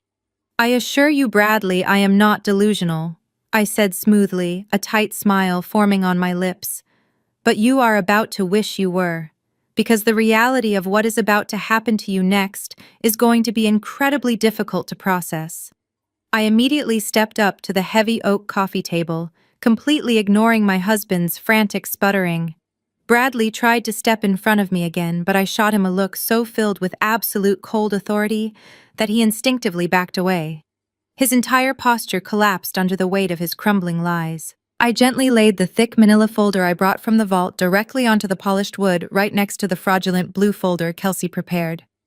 "Mr. Henderson," I said, keeping my voice perfectly level, "I sincerely apologize that you were dragged into this sweltering house under false pretenses. The desperate man standing sweating before you did not bring you here to finalize a legitimate corporate loan. He brought you here to make you an unwitting accomplice in a massive federal fraud." Bradley let out a strangled gasp. "Shut up, Natalie," he hissed, looking frantically between me and the executive. "Mr. Henderson, do not listen to a word she says. She is legally incompetent. Look at the deed we gave you. The property is mine. I calmly flipped open my manila folder. I pulled out a stack of crisp, watermarked legal documents that looked entirely different from the cheap printed papers Kelsey had forged. I slid them across the table toward Mr. Henderson. That piece of paper my husband just gave you is entirely worthless, I explained. Kelsey did a remarkably good job forging my signature. I watched her carefully do it on my hidden security cameras 20 minutes ago. But even if my signature was genuine, it would not matter. Because I actually do not own this house. The entire room fell into a dead silence. The only sound was the roaring furnace pumping out 90-degree heat. Bradley stared at me, his mouth opening and closing like a suffocating fish. Diane and Rebecca exchanged confused, terrified glances. "What are you talking about?" Bradley whispered, his voice cracking with sheer panic. "Your name is on the deed. I saw it. You bought this house before we got married." "I did buy this house, Bradley," I replied. "But you were always too lazy to actually read the financial disclosures. I am an expert in historic real estate preservation. Do you honestly think I would leave a $3 million asset unprotected?" 9 years ago, exactly 3 months before our wedding, I transferred the title of this estate, along with all my personal investment accounts, into a secure, irrevocable trust. Kelsey let out a sharp gasp, her hands flying to her mouth as the legal reality slammed into her. She worked in finance.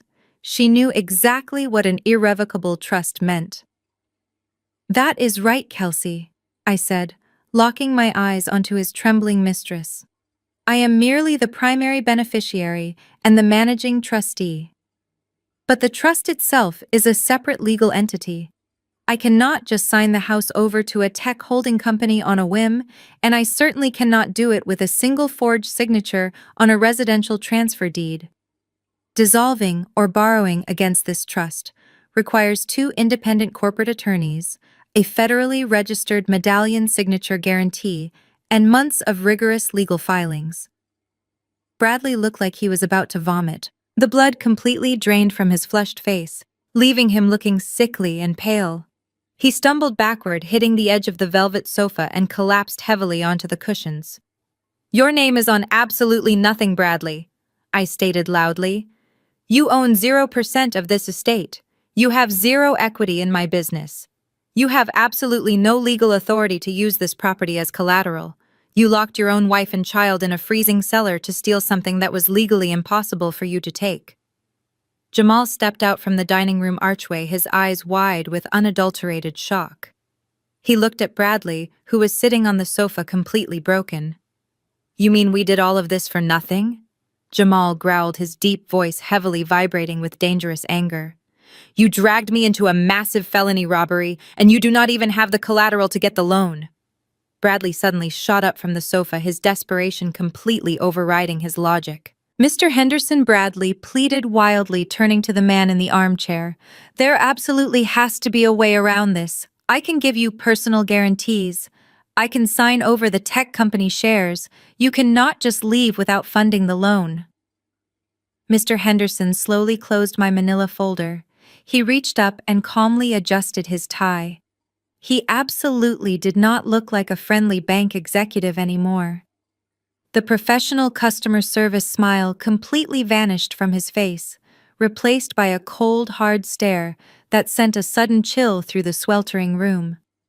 The professional customer service smile completely vanished from his face, replaced by a cold, hard stare that sent a sudden chill through the sweltering room. Bradley leaned forward, his hands gripping the edge of the coffee table. "You do not understand," he yelled, his voice cracking with sheer desperation.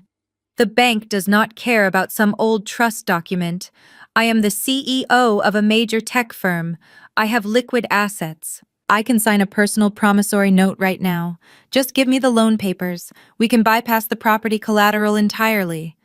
I need that $2 million wired into my corporate account today, or my entire company goes under." Mr. Henderson did not reach for any loan papers. Instead, he slowly and methodically closed his leather briefcase. The metallic snap of the brass latches sounded like a judge bringing down a heavy wooden gavel.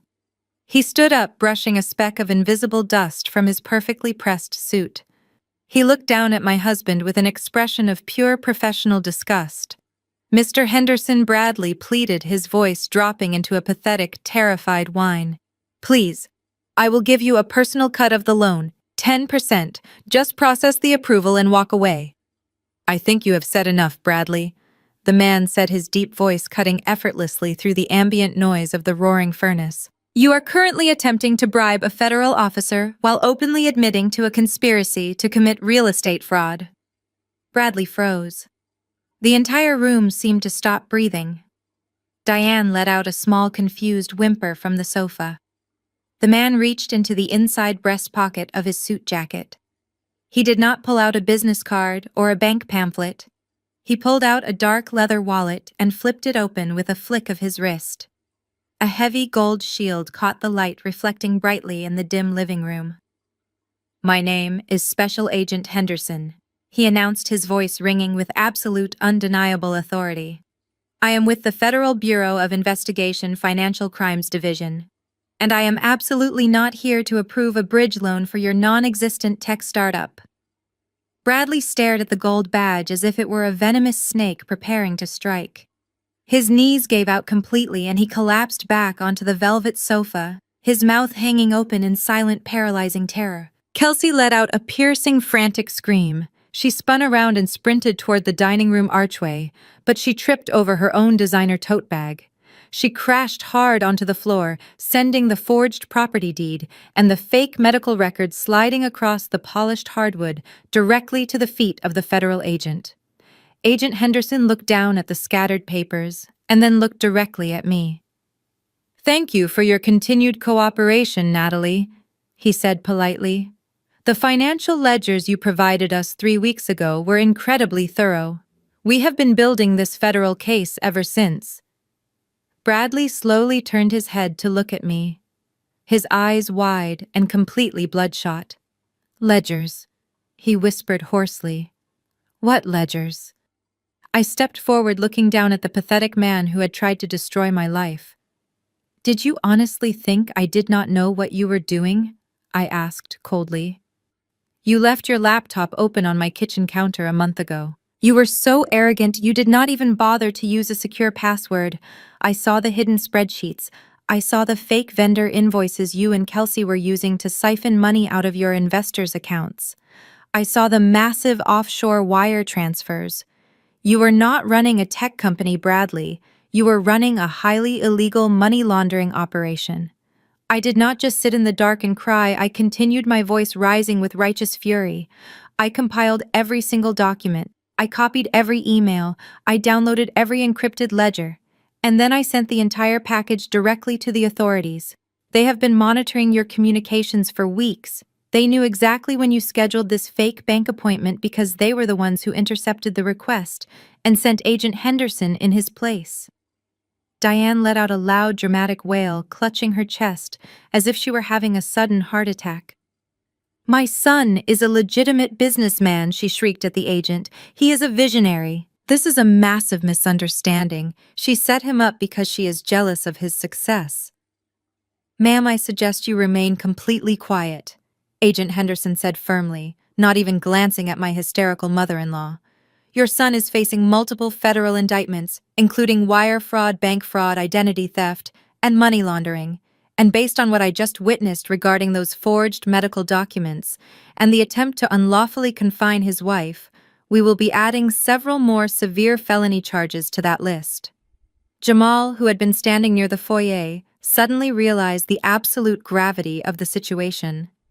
He was standing in a room with a federal agent, while a canvas duffel bag filled with over $100,000 in stolen diamonds sat just feet away behind the sofa. He took a slow, terrified step backward toward the front door, trying to seamlessly blend into the shadows. Kelsey was frantically crawling on the floor, trying to gather the forged papers. "I did not do it," she sobbed, her makeup smearing across her face in ugly dark streaks. "Bradley made me do it. He threatened me. I am a victim here." Agent Henderson reached to his belt and pulled out a pair of heavy steel handcuffs. "Nobody in this room is a victim, except for the woman standing over there holding her child," he said coldly. "The operation is officially over." As soon as those words left his mouth, the piercing wail of police sirens shattered the heavy silence of the neighborhood. The sound grew deafeningly loud in a matter of seconds. Through the large bay windows of the living room, I could see the flashing red and blue lights reflecting off the perfectly manicured lawn. 3 local police cruisers and a dark, unmarked federal SUV pulled aggressively into my long circular driveway, completely blocking the exit. The trap I had spent 3 agonizing weeks building was finally snapping shut, and there was absolutely no way out for any of them. Bradley did not move. He was completely paralyzed on the velvet sofa. His chest rose and fell in rapid, shallow breaths as the reality of his situation crushed whatever was left of his massive ego. He was not just a failed tech entrepreneur anymore. He was not just bankrupt and publicly humiliated. He was a federal criminal. The wire fraud, the attempted identity theft, the forged medical records, and the unlawful imprisonment of his own family were all stacking up to guarantee he would spend the next 15 years of his life in a concrete cell. The heavy oak front door swung open violently. 5 uniformed police officers stepped into the sweltering foyer, their hands resting firmly on their duty belts. Agent Henderson gave them a curt nod and pointed directly toward the dining room, where Kelsey was still crawling on the polished hardwood floor. "Secure the female suspect first," Agent Henderson commanded. "She is considered a flight risk and a primary conspirator in the financial fraud." 2 large officers quickly closed the distance and grabbed Kelsey by her arms, lifting her effortlessly to her feet. Kelsey let out an ear-piercing shriek that echoed off the historic masonry. She thrashed wildly, kicking her expensive designer heels at the officer's shins. "Get your hands off me!" she screamed, her face entirely ruined by sweat and running makeup. "I did not do anything wrong. It was all him. Bradley forced me to forge those documents.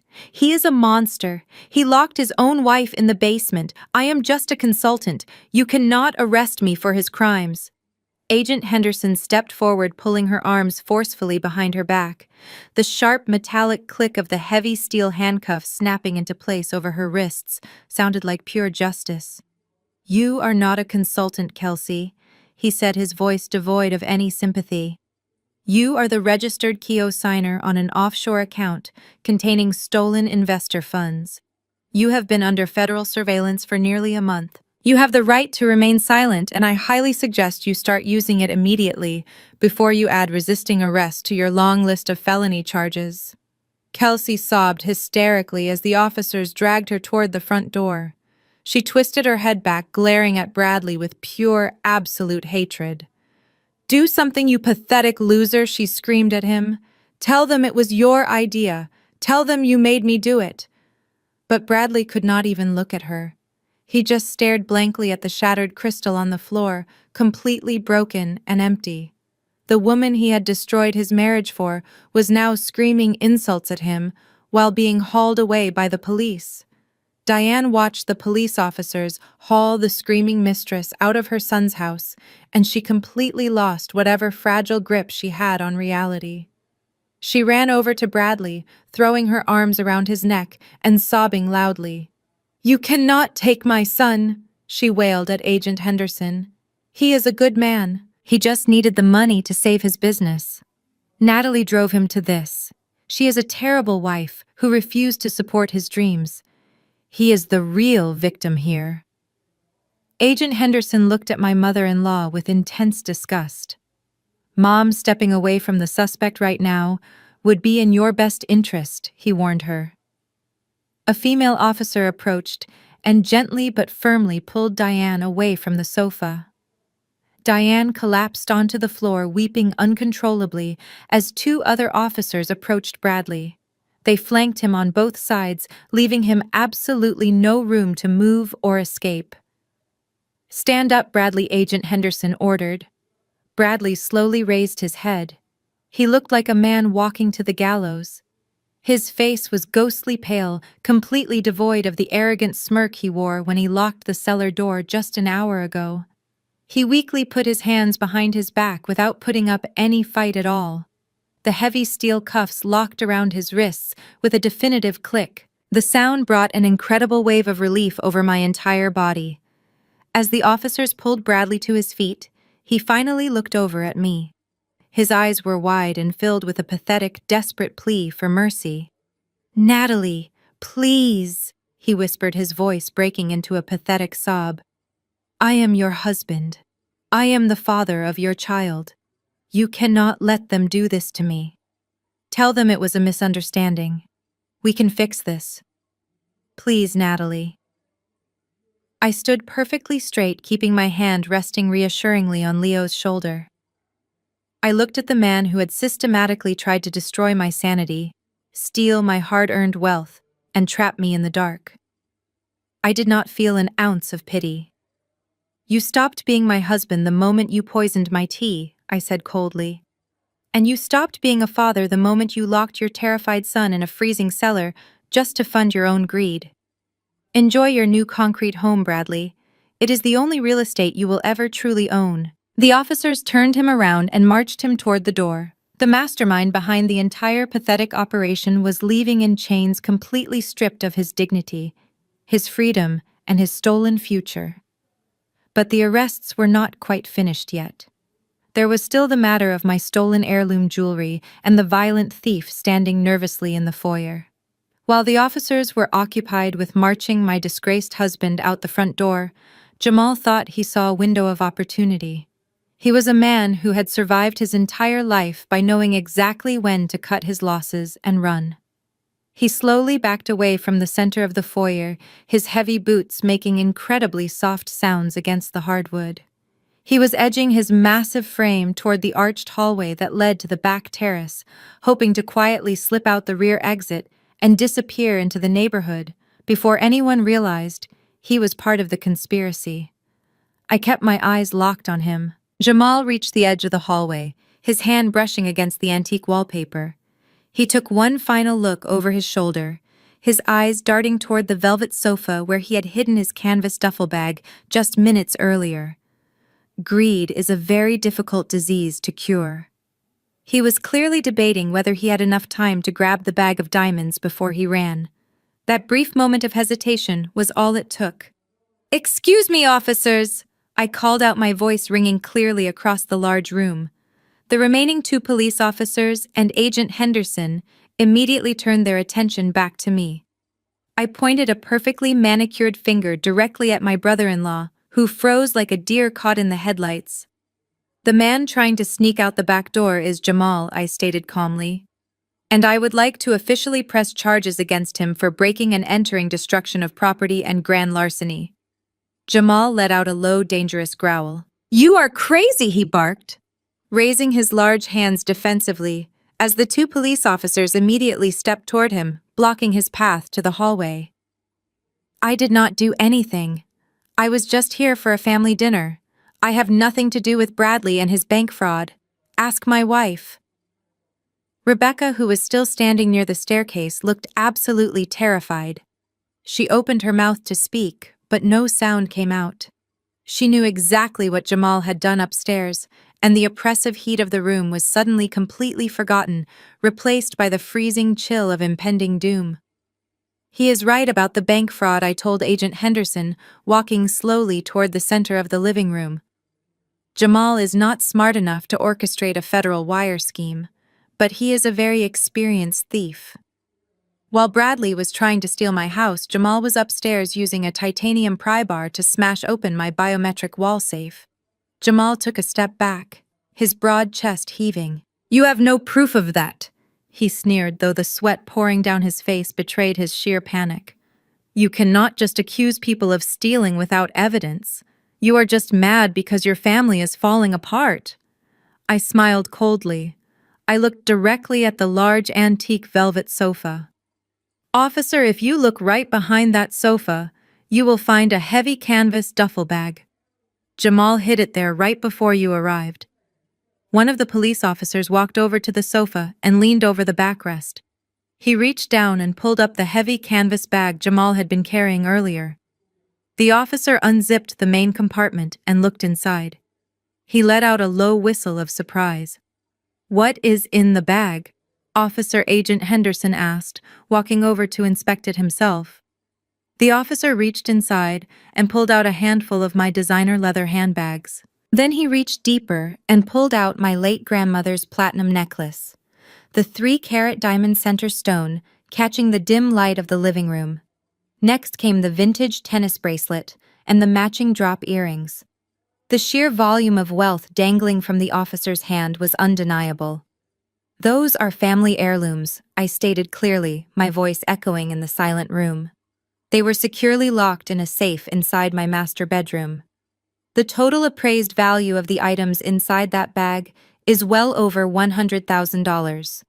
In this state, that immediately qualifies as grand larceny. And since I have high-definition security footage of Jamal violently prying open the safe and stuffing those exact items into that bag, I believe you have everything you need to make the arrest. Jamal realized it was completely over. The evidence was literally in the hands of the police and his exit was entirely blocked. He let out a furious roar and lunged forward, trying to shove his way past the officers, but the police were ready for him. The 2 large officers tackled him to the hardwood floor. A brief, violent struggle ensued, shaking the antique furniture, but Jamal was quickly overpowered. They forced his massive arms behind his back and locked a heavy pair of handcuffs onto his wrists. As the metallic click echoed through the room, a devastating wail erupted from the staircase. Rebecca fell completely to her knees. She gripped the wooden banister, sobbing hysterically as she watched the officers haul her husband up from the floor. Her comfortable life was instantly vaporized. She did not work. She relied entirely on Jamal's pawnshop income and shady deals to fund her lifestyle. With Jamal facing years in a state penitentiary for grand larceny, Rebecca was completely broke and entirely alone. "Please, Jamal!" Rebecca screamed, reaching her hand out toward him as the officers dragged him toward the front door. "What am I supposed to do? How am I going to pay the mortgage?" Jamal ignored her, glaring at me with pure venom as he was marched out of the house. I looked down at Rebecca, watching her weep on my stairs. She had happily helped him tear my closet apart, dreaming of the boat they would buy with my stolen diamonds. Now she was going to have to figure out how to survive on her own. The officers secured their grip on Bradley's arms and began marching him toward the open front door. The suffocating heat of the house seemed to finally break as a cool afternoon breeze swept in through the entryway. It carried the sharp scent of crushed leaves and the metallic tang of the police cruiser's exhaust. Bradley stumbled over the threshold. His expensive Italian leather shoes scraped clumsily against the stone porch. He looked absolutely nothing like the arrogant tech visionary who had demanded the pin to my family trust just an hour ago. He was completely defeated. His shoulders were slumped forward, and his chest heaved with heavy, erratic sobs. "Wait!" Bradley cried out, dragging his feet against the concrete to slow the officers down. "Please, just give me 1 minute. Let me speak to my wife." The 2 officers paused, looking back toward Agent Henderson, who gave a slow, firm nod. They held Bradley securely on the front porch, allowing him to turn his head back toward the foyer. I walked slowly out of the sweltering living room and stood in the doorway. The flashing red and blue lights from the police vehicles reflected off the pristine white columns of my historic estate. "Natalie, please look at me," Bradley begged, his voice cracking into a high-pitched, pathetic whine. "I am so sorry. I lost my mind. The stress of the business failing completely broke me. You have to believe me, Natalie. I never actually wanted to hurt you or Leo. It was Kelsey. She manipulated me. She got into my head and made me think this was the only way to save our family. I stood on the porch looking down at the man I had spent nearly a decade of my life loving and supporting. His face was stained with sweat and tears. He was desperately trying to play the victim, attempting to use the very vows he had broken to save himself from federal prison. "We built a life together," Natalie Bradley sobbed. his knees buckling slightly as the officers held him up. 9 years. We have a beautiful son. You are a kind, forgiving person. You do not want to see the father of your child locked in a cage. Please tell the federal agent you made a mistake. Tell him you gave me permission to sign the deed. Tell him the medical records were just a misunderstanding. I will go to rehab. I will go to therapy. I will do whatever you want. Just please do not let them take me away. His pathetic begging echoed across the manicured front lawn. Neighbors had started coming out of their expensive houses, standing on their driveways to watch the incredible spectacle unfolding at my estate. Bradley did not even care about the public humiliation anymore. He was entirely consumed by the terrifying reality of his impending prison sentence. He looked at me with wide, desperate eyes, waiting for the sympathetic, loving wife he had exploited for years to suddenly rescue him. But that woman did not exist anymore. He had murdered her slowly over the last 3 months with every crushed sedative he slipped into her tea and every fake smile he gave her before sneaking off to call his mistress. I looked at him and let a long, heavy silence hang in the cool afternoon air. I wanted him to feel the absolute weight of his own actions. "I cannot help you, Bradley," I said, my voice completely devoid of any emotion. "I am just a crazy woman, remember? You paid a doctor to diagnose me with severe delusions. You told your mistress I was having a mental breakdown. You told the bank executive I belonged in a secure psychiatric facility. I am entirely unstable. Nobody listens to me." Bradley's jaw dropped open. The exact words Kelsey had used to mock me through the cellar air vent were now sealing his permanent fate. He realized in that exact moment that I had heard every single cruel thing they had said while I was trapped in the dark. There was no forgiveness left to exploit. There was no mercy to manipulate. "No, Natalie, wait!" Bradley shrieked as the realization fully washed over him. "You cannot do this. Please, take him away," I said, turning my back on him and walking slowly into the foyer. The officers did not give him another second to speak. They forcefully pulled Bradley down the porch steps and marched him across the paved driveway. He dragged his feet, sobbing and wailing like a terrified child. They reached the back of the local police cruiser. One officer firmly pushed Bradley's head down to protect it from the doorframe and shoved him aggressively into the cramped back seat. The heavy door of the police cruiser slammed shut with a definitive solid thud. It was the exact same heavy metallic sound the cellar door had made when Bradley locked me in the dark earlier that morning. But this time, he was the one trapped in a tiny cage, and there was absolutely no secret vault for him to escape into. The engine roared to life, and the cruiser slowly pulled out of my driveway, carrying my treacherous husband away from the massive, historic estate he had so desperately tried to steal. The engine roared to life, and the cruiser slowly pulled out of my driveway, carrying my treacherous husband away from the massive historic estate he had so desperately tried to steal. I stood on the front porch for a moment, watching the red and blue lights fade down the quiet suburban street. The suffocating heat of the afternoon was completely gone, replaced by a sudden, profound clarity. Agent Henderson turned toward the open doorway, where Diane and Rebecca were still lingering in the foyer. "The house is officially secured," he announced, his voice cutting through the lingering tension. "Ladies, you are not residents of this property, and the homeowner has made it exceedingly clear that you are no longer welcome. I need you to vacate the premises immediately." Rebecca, who had been weeping silently near the staircase, simply nodded. She looked completely shattered. Without Jamal and his illegal income, she had absolutely nothing left. She picked up her purse, avoiding my gaze entirely, and walked out the front door like a ghost. She walked down the driveway toward her car without looking back, leaving her mother behind. But Diane was an entirely different story. Even after watching her golden child get hauled away in handcuffs, her deeply ingrained entitlement refused to die. She aggressively wiped the running mascara from her cheeks and stood up straight, smoothing her wrinkled cashmere sweater. She lifted her chin, trying to muster the aristocratic superiority she had weaponized against me for the past 9 years. "Do not worry.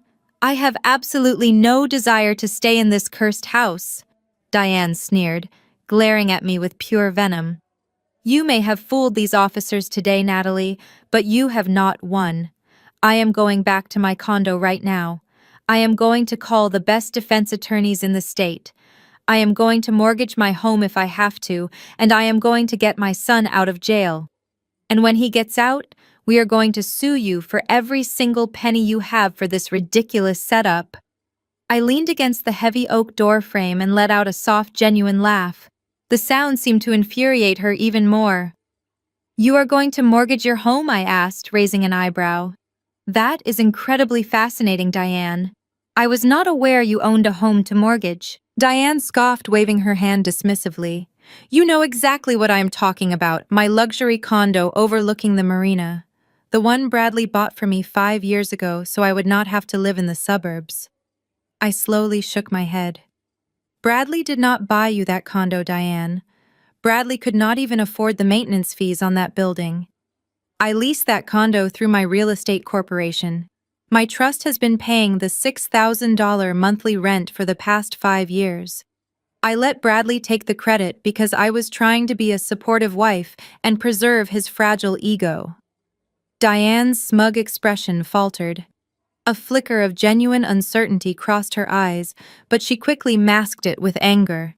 That is a complete lie, she snapped. My name is on the mailbox. I have the keys in my purse right now. You had the keys, Diane. I corrected her, my tone dropping to a cold, hard edge. When I discovered Bradley's financial fraud 3 weeks ago, I also took a very close look at my corporate ledgers. I realized I was bleeding thousands of dollars a month to house a woman who treated me like absolute garbage. So I contacted the building management company. I paid the early termination penalty, and I officially canceled the lease. Diane froze completely. The color drained from her face, leaving her looking pale and suddenly very old. What are you talking about? She whispered. The lease expired at exactly noon today, I explained, checking my watch. It is currently past 4 in the afternoon. The building manager already supervised the movers I hired to pack up your personal belongings. They put all your clothes and furniture into a short-term storage unit under your name. The locks on the condo door have already been completely changed. You have absolutely no legal right to enter that building.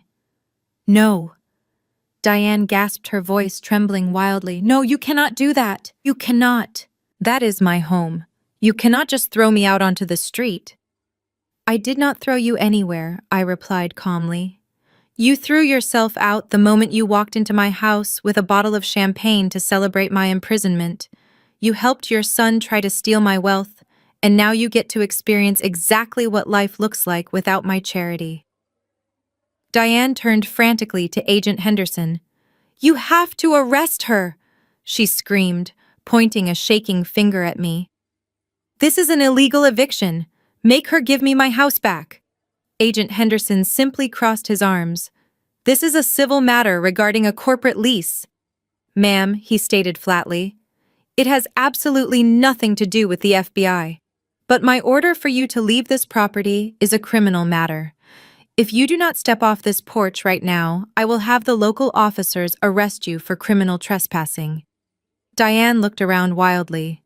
Her son was in jail. Her daughter had already abandoned her. Her luxury lifestyle was completely erased. She let out a devastating guttural wail. She collapsed onto the front steps, sobbing hysterically and clutching her knees to her chest. She begged me for forgiveness. She pleaded for a place to stay. She promised she would change. But I just looked down at her with absolute indifference. You wanted me to rot in a dark cellar, Diane, I said softly. Now you can go rot on the street. The police officers firmly grabbed her arms and escorted her off my property. I watched her stumble down the driveway, weeping uncontrollably, with absolutely nowhere to go. The police officers firmly grabbed her arms and escorted her off my property. I watched her stumble down the driveway, weeping uncontrollably, with absolutely nowhere to go. Over the next few weeks, the absolute ruin of my former family unfolded with breathtaking speed. The federal justice system can sometimes move slowly, but when you hand them a perfectly packaged case of wire fraud, identity theft, and false imprisonment, complete with crystal clear video and audio evidence, the hammer drops incredibly fast. Bradley and Kelsey were formally indicted in federal court just 10 days after their arrest. I attended the preliminary bail hearing sitting quietly in the back row of the gallery. It was a stark, dramatic contrast to the luxurious lifestyle they had tried to steal from me. Bradley was escorted into the courtroom wearing a standard oversized Orange County jumpsuit. His face was gaunt, his hair was unwashed, and his eyes were completely hollow. Kelsey stood at the opposite end of the defense table wearing matching jail attire and refusing to even look in his direction. The federal prosecutor presented a mountain of evidence. They played the audio recording of Kelsey openly planning to flee the country with the stolen bank loan. They presented the fake medical records Bradley had physically forged to justify locking me in a dark cellar. They detailed the offshore trust accounts. The judge looked at the two of them with absolute disgust. He deemed them both severe flight risks and immediate dangers to the community. The ruling was swift and merciless. Bail was completely denied. They were remanded directly back to federal custody to await trial, facing mandatory minimum sentences that would easily put them behind bars for the next 15 years. There would be no tech empire and no tropical beaches for either of them. Jamal's situation in the state courts was equally catastrophic. The security footage from my master bedroom showing him violently prying open my biometric safe and stuffing my heirloom diamonds into a canvas duffel bag was an open and shut case of grand larceny. To make matters exponentially worse, the grand larceny charge gave the police probable cause to execute a search warrant on his pawnshop. The raid uncovered a massive trove of undocumented stolen goods and illegal firearms.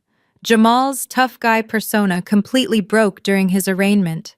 He was facing over a decade in a state penitentiary, and his business assets were immediately seized by the government. But the legal consequences were only half of their punishment. The true destruction came from the absolute social fallout. Somehow, the police body cam footage from the afternoon of their arrest was leaked to a local news outlet and then rapidly spread across the internet. The video showed the entire humiliating spectacle in brutal high definition. It showed Jamal violently lifting Bradley off the floor by his collar. It showed Kelsey screaming vicious insults at my husband while her makeup melted down her face. It showed Diane hysterically begging the federal agent to spare her golden child. The clip went absolutely viral. The perfect aristocratic facade Diane had spent decades meticulously building evaporated overnight. Her high society friends, the women she used to drink expensive wine with while bragging about Bradley's fake corporate success, completely cut her off.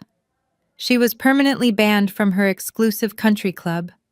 Since I had canceled her luxury condo lease, she was forced to move into a tiny, run-down apartment complex on the very outskirts of the city. To pay her rent, the woman who used to mock my real estate appraisal career was forced to take a minimum wage job working the cash register at a local discount grocery store. Her designer cashmere sweaters were replaced by an itchy polyester uniform. Customers who recognized her from the viral arrest video would frequently point and whisper as she bagged their canned goods. She spent her days standing on her aching feet scanning barcodes and swallowing her massive pride. Rebecca fared no better. With Jamal sitting in a jail cell and his pawnshop permanently shuttered, her bank immediately foreclosed on their heavily mortgaged house.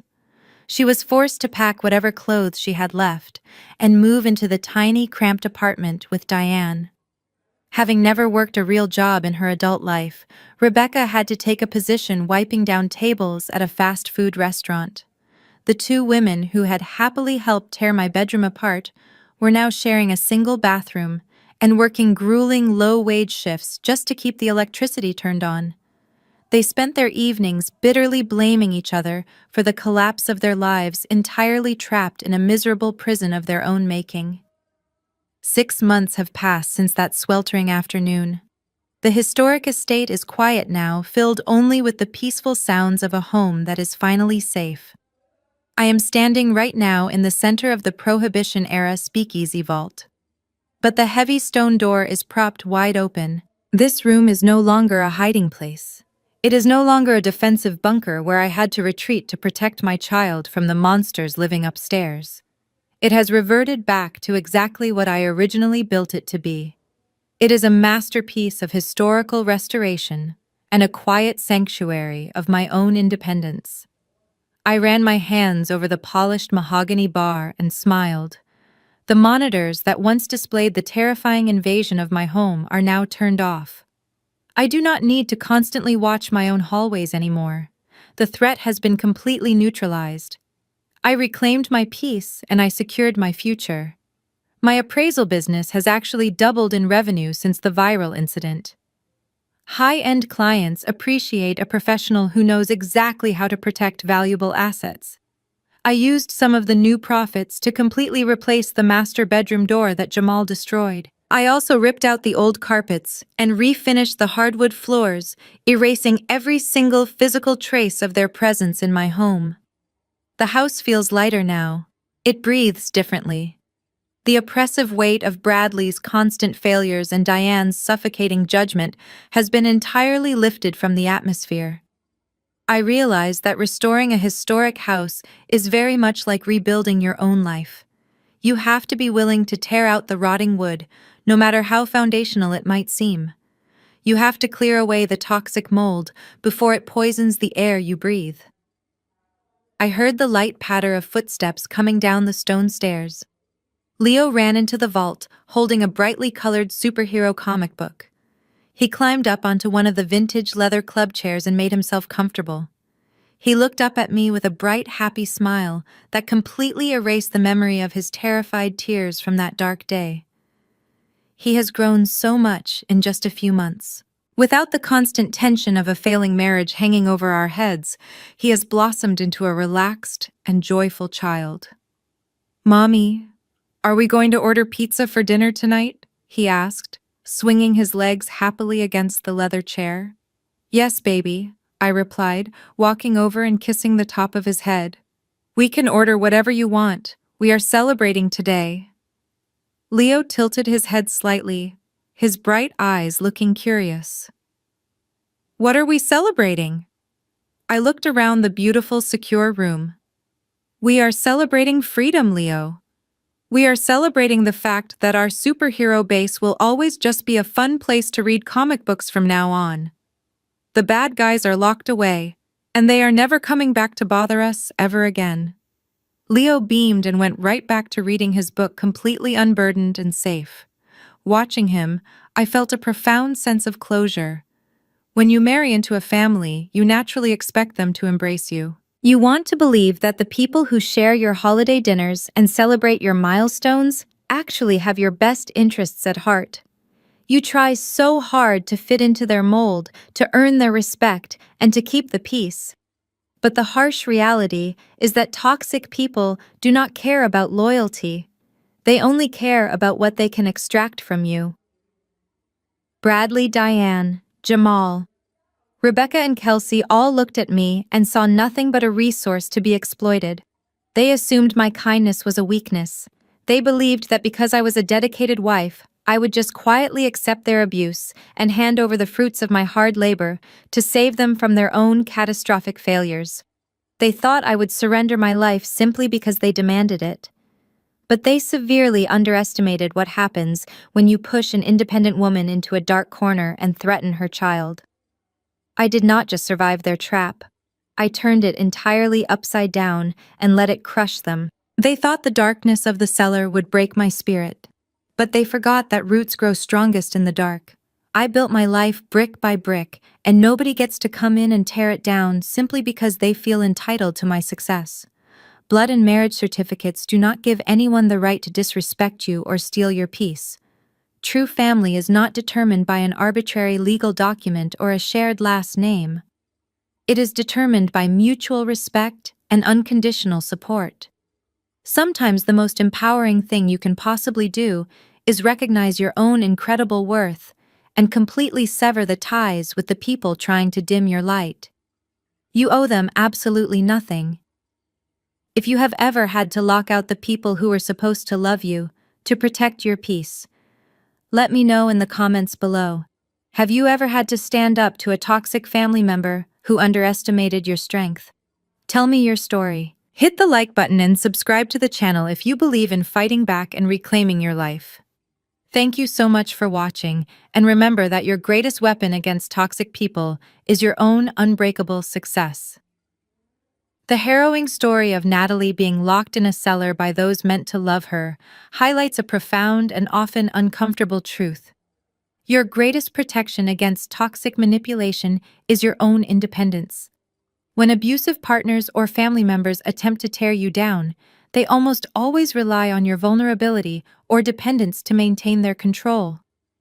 In this narrative, Bradley and his family assumed they could easily overwrite Natalie's reality because they fundamentally underestimated her. They believed they could use her compassion and commitment to the marriage as a weapon to strip her of her assets and her sanity. However, Natalie's salvation was not a sudden stroke of luck or a rescuer kicking down the door. It was the quiet, meticulous work she had done years prior to secure her finances, build her career, and understand her legal rights. She survived the betrayal because she refused to be a passive passenger in her own life. This translates directly to our everyday reality. Emotional abuse and gaslighting are deeply disorienting, and victims are frequently made to feel crazy, isolated, or entirely powerless. But when you actively cultivate self-reliance, whether that means maintaining financial stability, nurturing a strong support network outside of a toxic inner circle, or simply holding an unshakable knowledge of your own truth, you systematically strip abusers of their leverage. The ultimate revenge against those who try to diminish your worth is never about matching their cruelty. It is about stepping fully into your own strength, setting impenetrable boundaries, and building a life they can no longer access. Take a moment today to evaluate your own boundaries. Take one step toward securing your personal independence, and share this message with someone who might need the courage to walk away.